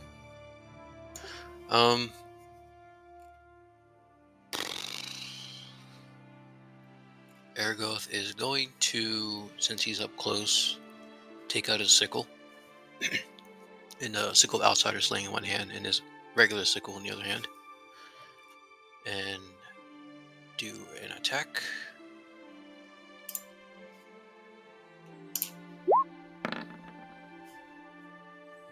Nice. And I think, or I keep forgetting how the two-weapon fighting works. So if I hit with the first attack, I can attack again, and then I have my second attack that hits once, right? So you'll make an attack with your main hand and your offhand, and then your second attack will just be your main hand. Okay. So that one hits. This is going to be the damage plus the yeah, that's the extra, I believe, damage from the awakened. I'm going to go ahead and use bonus action Planar Warrior for another D8 force.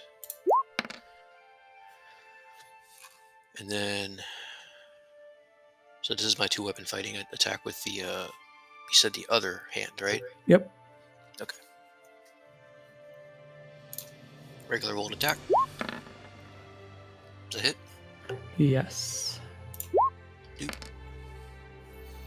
And then I have a second attack, correct? Yep.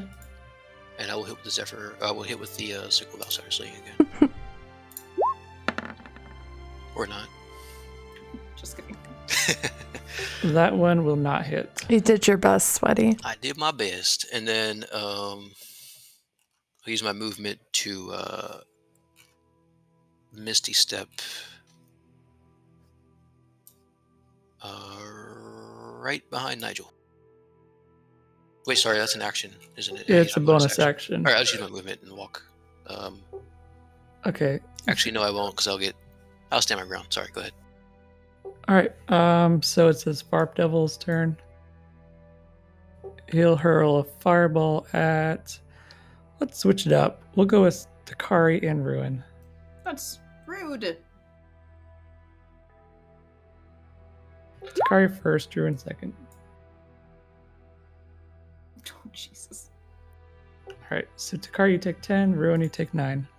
Roger. half that because you are Yep. resistant to flame. Or Yeah, I fire. wasn't going to bring that up to interrupt you, but yep. Thank you. All right, Limerack, it's your turn.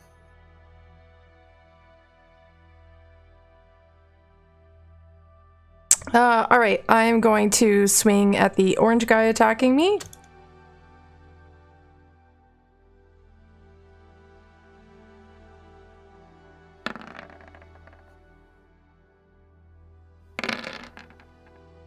Nice. All right, you kill this guy too. Oh, okay. Very good. I didn't even get a chance to re-roll my ones. That's fine. All right. And then I'm assuming Ruin can handle Blue. You look like you're handling him, or do you want me to smack him? But Ruin's not going to talk to you while he's fighting. I'm going to run up to Blue because I know he's casting fireballs at people and try to dispatch of him. Okay, so the devil will be able to hit you as you run away. Blue will, even though he wasn't attacking me? Yeah, because you are. Because we leaving are in his- range. Yeah, that's fine. Let's see. Let's make a beard attack. Okay. Good. All right, and I'm gonna whack this guy with a sword.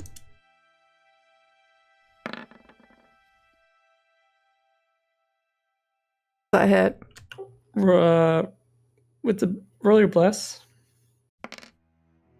Okay, you're gonna hit.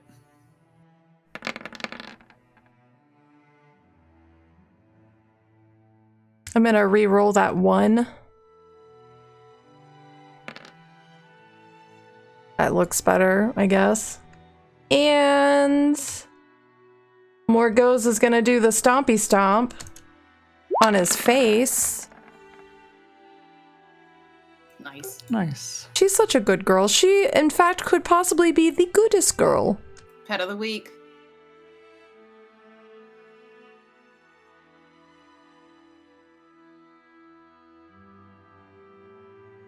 Okay. It is Takari's turn. Red hasn't been hit at all, has he? No. No. He's still got blue here too. What's blue looking like as far as damage goes? He has a little bit of damage. Takari's gonna hit blue. Quick question, Duro. If I am using Hunter's Mark with these attacks since I've cast it, can I still have Reginald attack, right? Yes. Okay. I just want to make sure I wasn't doing anything wrong. Yeah, so she's gonna hit blue. Kerchow.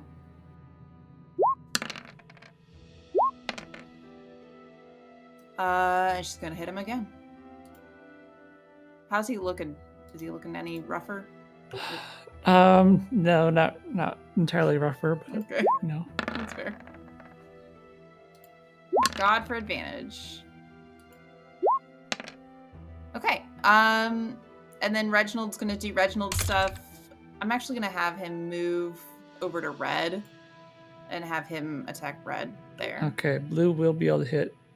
That's fine. Reginald is moving. That's Okay. okay. Let's go with the tail whip. Oops. You're kidding. Reginald takes 20. Okay, Reginald still has 10 HP. It's fine. He's gonna do Reginald stuff on red then. Okay. Hope that was worth moving for. Oh, it was not. Is Reginald blessed? No. No. Would have had to level up my spell one more to get him. No, it's okay.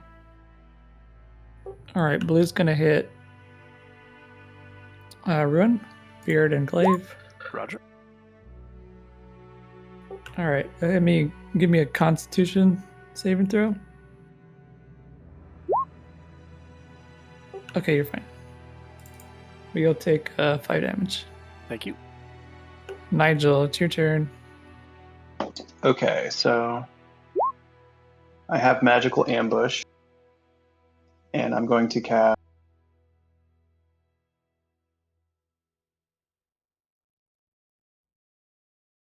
Tasha's Mind Whip.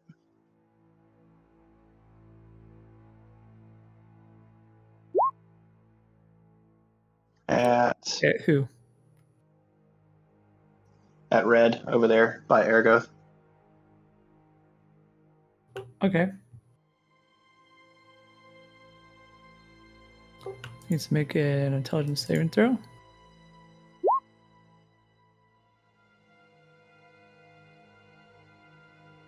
All right. So half damage. Oh, did he save? Oh, what's your saving throw? Oh, so you rolled a 17.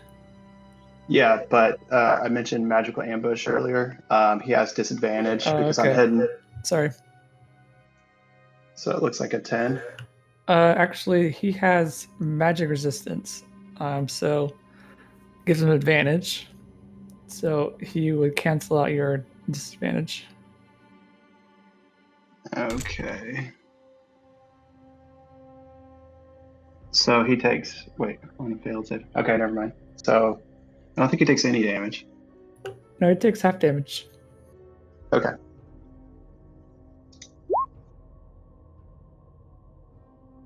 All right, you kill him. Oh, cool. Good job.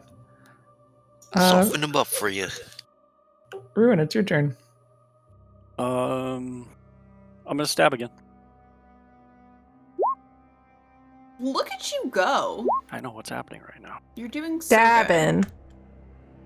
And that will be Ruin's turn. I think it was Ruin just needed to get some emotions Oops, out. Sorry. I think so. Mm-hmm.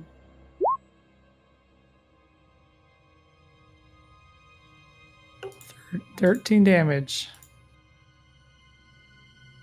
Do you think maybe it's because you're not a virgin anymore, Ruin? I wasn't a virgin before. Jesus Christ. You don't want to go there, though.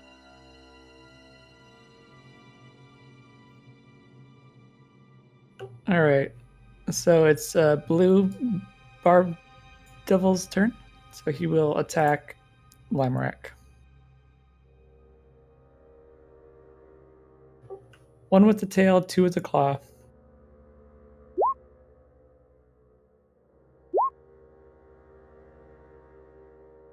All right, one of them's going to hit, so you'll take 7 damage.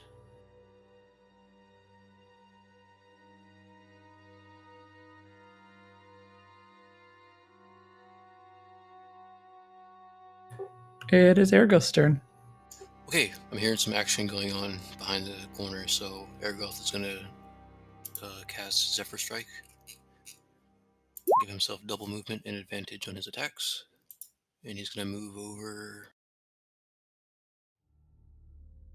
here. Does that statue give me any cover? It would give you half cover. Half cover, okay. Well, he has an eye on the dudes over there by Limerak, but he's gonna shoot at Blue while he's behind here. I'm gonna go ahead and use my bow.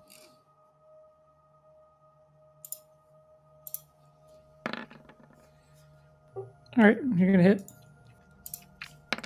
There's that, and then I get sneak attack damage. Well, that guy dies, so you can. I pinged him. All right, cool. You don't have to roll your sneak attack. Darn, I'm still wasting my sneak attack. Blue's dead. Oh no, I'm sorry. I meant Blue next to. Blue next to. Okay. Oh, that guy's still alive. Yeah, that's what I meant to hit. And the other guy wouldn't have died actually. He's Okay. I messed it up. Yeah, I'm aiming at this blue guy. Okay. Yeah, 7 piercing and then sneak attack. Actually, that guy dies. At last. You can choose someone else. I'm done. All right, Sorry. all right. Then I'll hit the other, or I'll aim at the other blue guy. Surprised by how easily that guy went down. I'll aim at the other guy.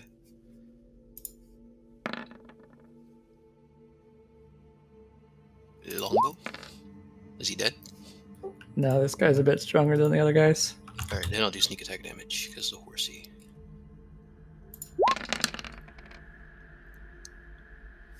Nice. And then I'd take my.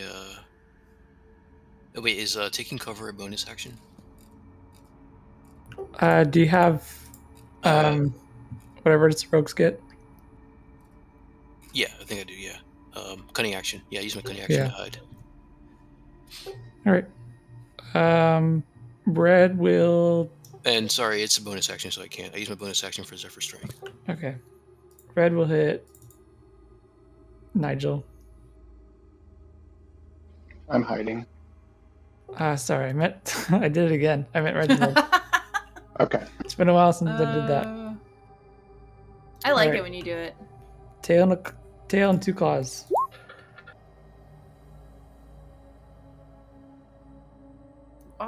Does that first one hit? I don't think it does. Hold on. No, his armor class is 16. He has a better armor class than me. Okay, he takes no damage from those 3 attacks. Outstanding. All right, Lamrack. Yep. I'm gonna continue hacking at this guy in front of me.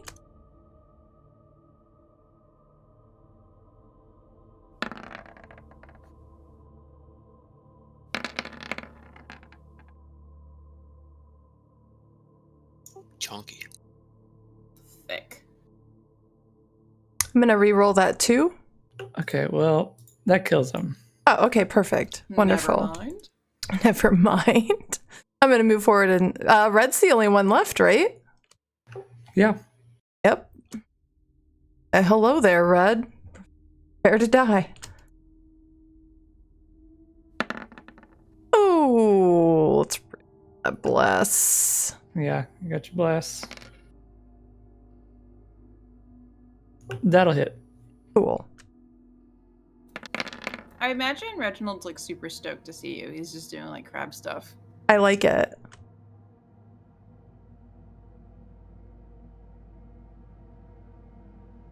I'm gonna re-roll that 1. That's better. And Morgoza's gonna do the stampy stamp on his face. Okay.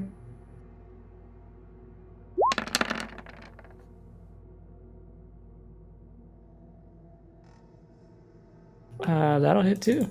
Yay! Yeehaw. Man, Morgoza's got all the good rolls tonight. She does. She's on fire. Well, not literally. No. All right, Takari. You got 1 target. Okay.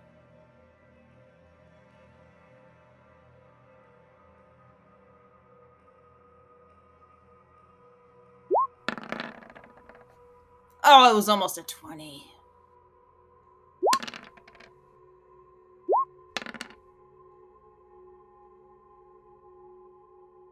I'm assuming he's still standing, so I'm gonna do the thing. Please die. Please die.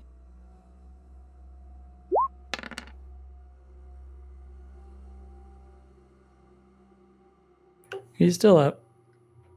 Damn it. Alright, Reginald's gonna do Reginald stuff. Okay. Alright, I'm just gonna do some cleanup. Targeting Red. I'm assuming that hits. Yeah, it does. Thank you. Oh, sorry, missed that. It's fine. Yeah, you're good. That will not hit, unfortunately.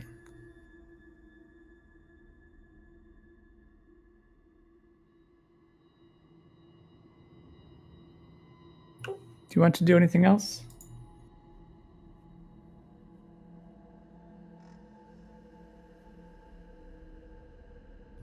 Nigel?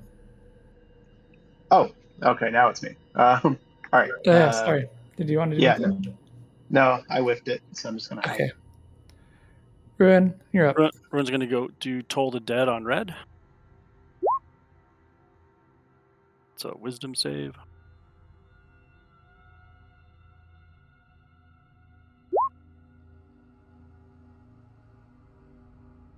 Okay, he's gonna take 8.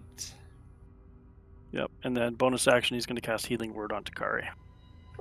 Does that not get stronger? Like the higher level it gets? It depends how it goes. Like, there's a kind of an interpretation thing we can talk about if you want to afterward. Okay. It can. It just depends.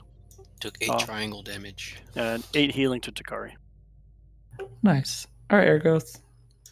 Oh, okay, cool. Ergoth is gonna actually grab his regular bows, or sorry, his regular arrows. He's gonna save the special ones for later, so the damage is gonna be a little bit less. But he's gonna aim at red.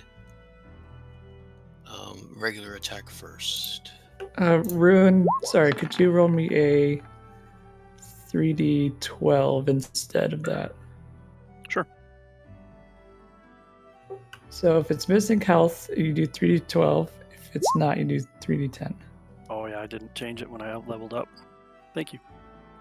Yeah, you're still on the base, like, level 1. Yeah, I haven't used that spell in a really long time, like 4 months. Because I hate it. Because I want to miss with my trident. Yeah. All right, Ergoth, you hit, so go ahead and roll them. Cool. Longbow. 7. Sneak attack.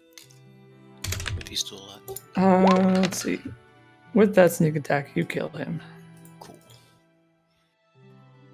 Putting in work. Okay.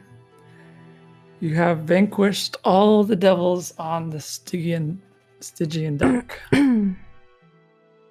Dead. We did it.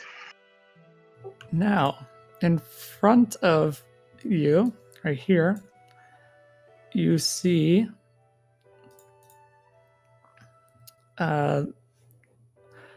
there's a loading bay door, which is a large iris made of infernal iron. However, there does not appear to be any mechanism visible to allow it to open. Is it like a Stargate? It's like a big circle that opens from the center. Yeah, like a Stargate. Nice. Yeah. Not watched Stargate, so I don't know. Sorry, Yeah. you're the only nerd here, dude. Yeah. Well, in the show they have like a metal iris over it that does the same thing. Yeah. I'm not the only nerd here. Don't lie. I know what you're talking about. Tell him you don't.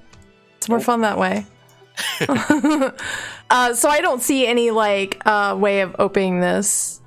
No, you do not. Okay, so I'm Someone- gonna jump off my horse and I'm gonna go up and I'm gonna inspect the door. Can I do that? Okay, go ahead and do an inspection roll. Investigation? Yeah, that's it. I It's forgot. okay. Inspect, investigate. Tomato, tomato. Yep, nope. I see nothing. This damned helmet. I'll take a look at what Lamarck's looking at. Nigel rides his hog over, and he's interested in this sigil on the ground here. This giant pentagram. And he'll inspect this. Okay. Inspection roll. Ergoth. So go ahead and roll, Nigel. Too. Ergoth, you notice that there's some weaknesses around the border on the rim of this. If someone was to finagle a little bit, they could activate the door.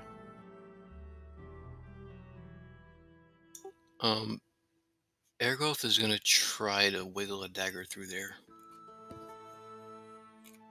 Okay. Just like to open up the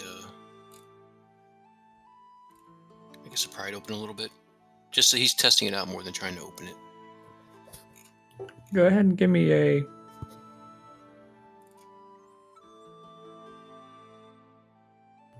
dexterity check. Alright. Oh wait, I hit save.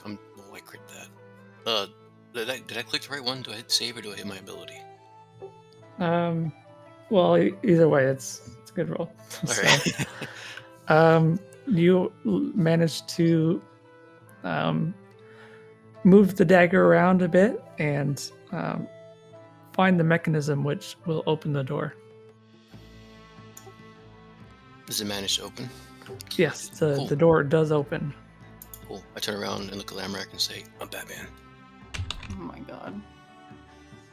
What's a Nice. Batman? And then he backs up and lets the door open and then takes a back seat. All right, so Nigel. Don't want to step in that circle, sorry.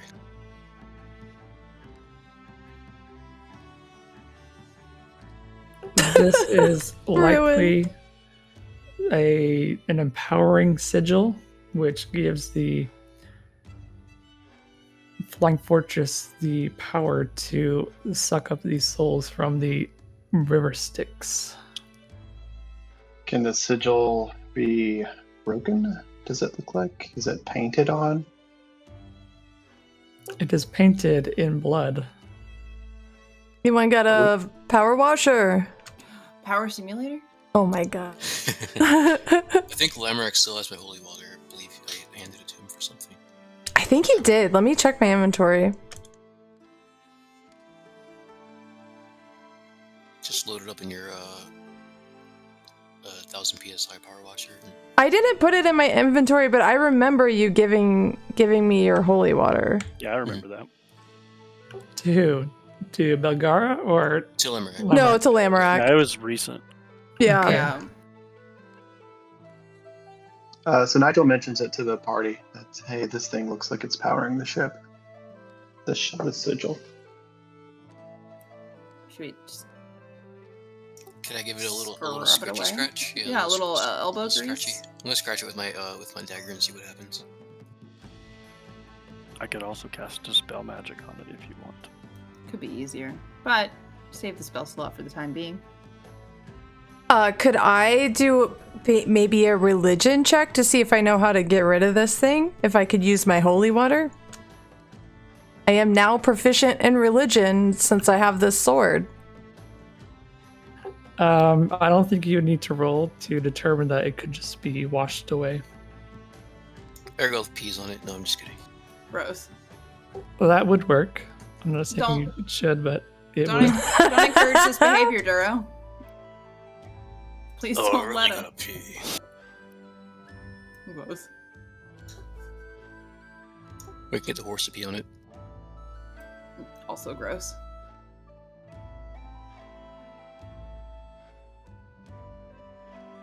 Why don't we just dump some holy water on it? Do you want me to dump the holy water on it?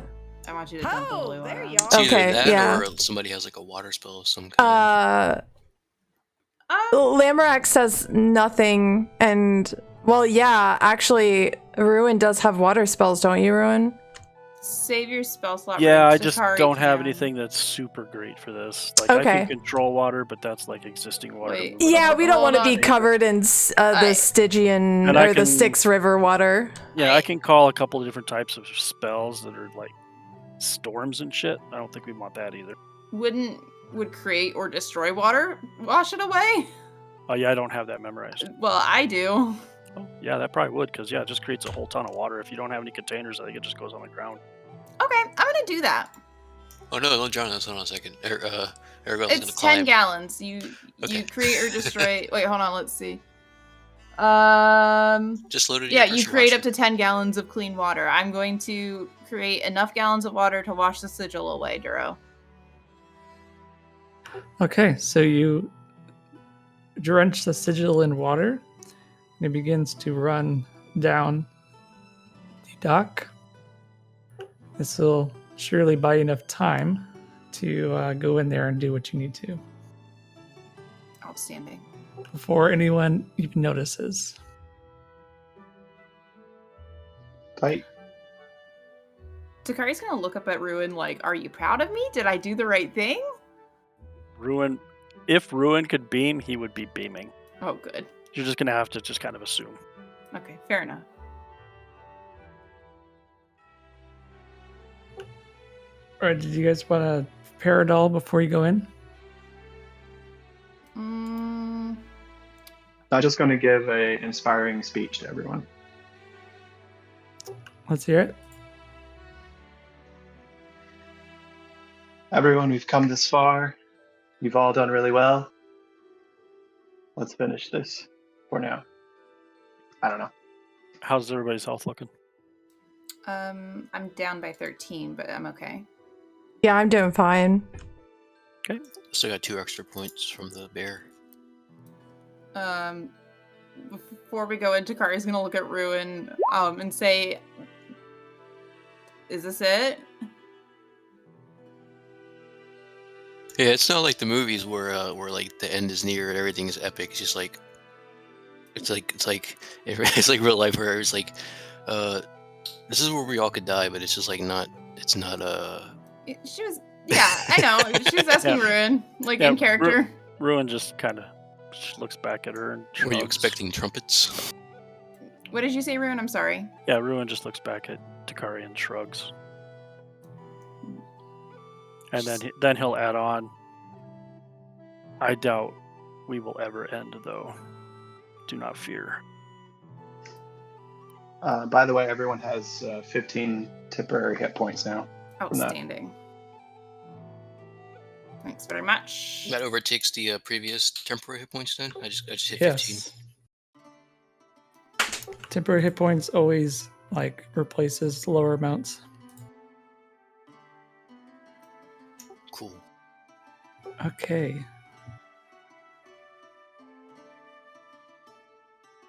Are you taking more ghosts in there with you?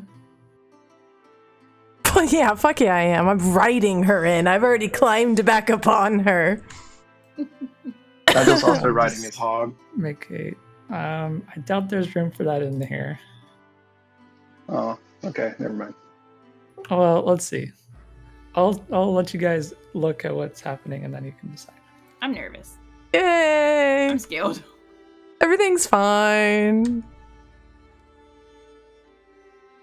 At least you probably got her back. Whoever survives, make sure she gets revived.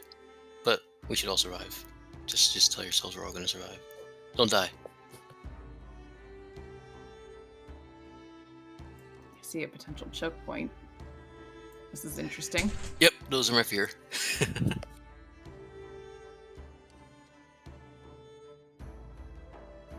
What's Ruin doing? You hear the word choke point. Start the fuck off. I just saw him zipping around. Like, what are you doing, buddy?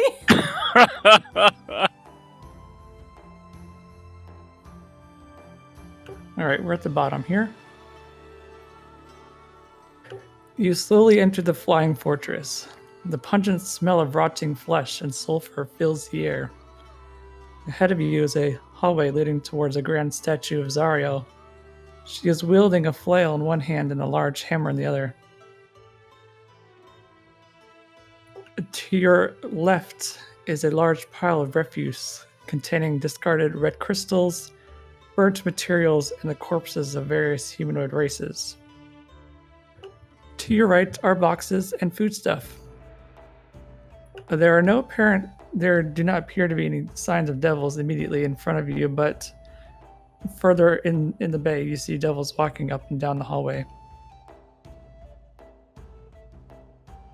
Ergoth is gonna look right and avoid the Jersey dumpster on the left.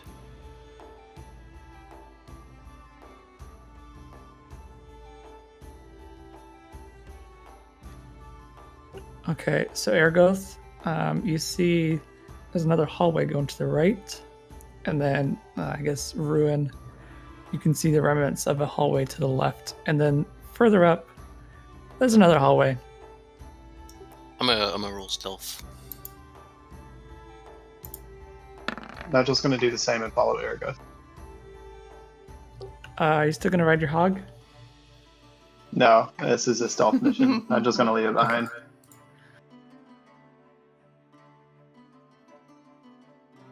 All right, do you two want to like move up slowly, or is everyone just like charging ahead?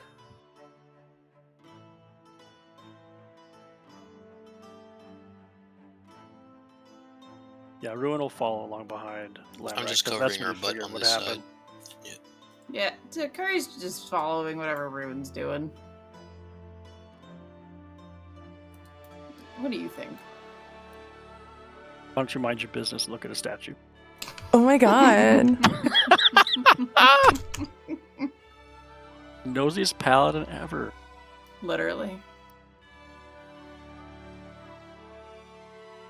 Yeah, so I trot up to this statue and I'd like to give it a once over, little looky-loo. Okay, so it is a statue of Zariel in all her glory. It is of infernal iron. It pretty accurately depicts her. There's nothing like significant about it. It does have her like a plaque for her name at the bottom. Okay. Duro, Nigel is inspecting this crate over here where all the foodstuffs is. So you find some unpleasant food, but it's edible. You'd find enough for 4 days. It's like a forgotten McChicken pile. So 4 rations. Yeah, essentially. Let's see. Lamrak, while you're looking at that statue from your left, a group of devils is heading your way. Wonderful. I can see them. Yeah. If you stand right here. And they notice you. And we'll stop there for tonight. Ooh. Damn it. Hey yo.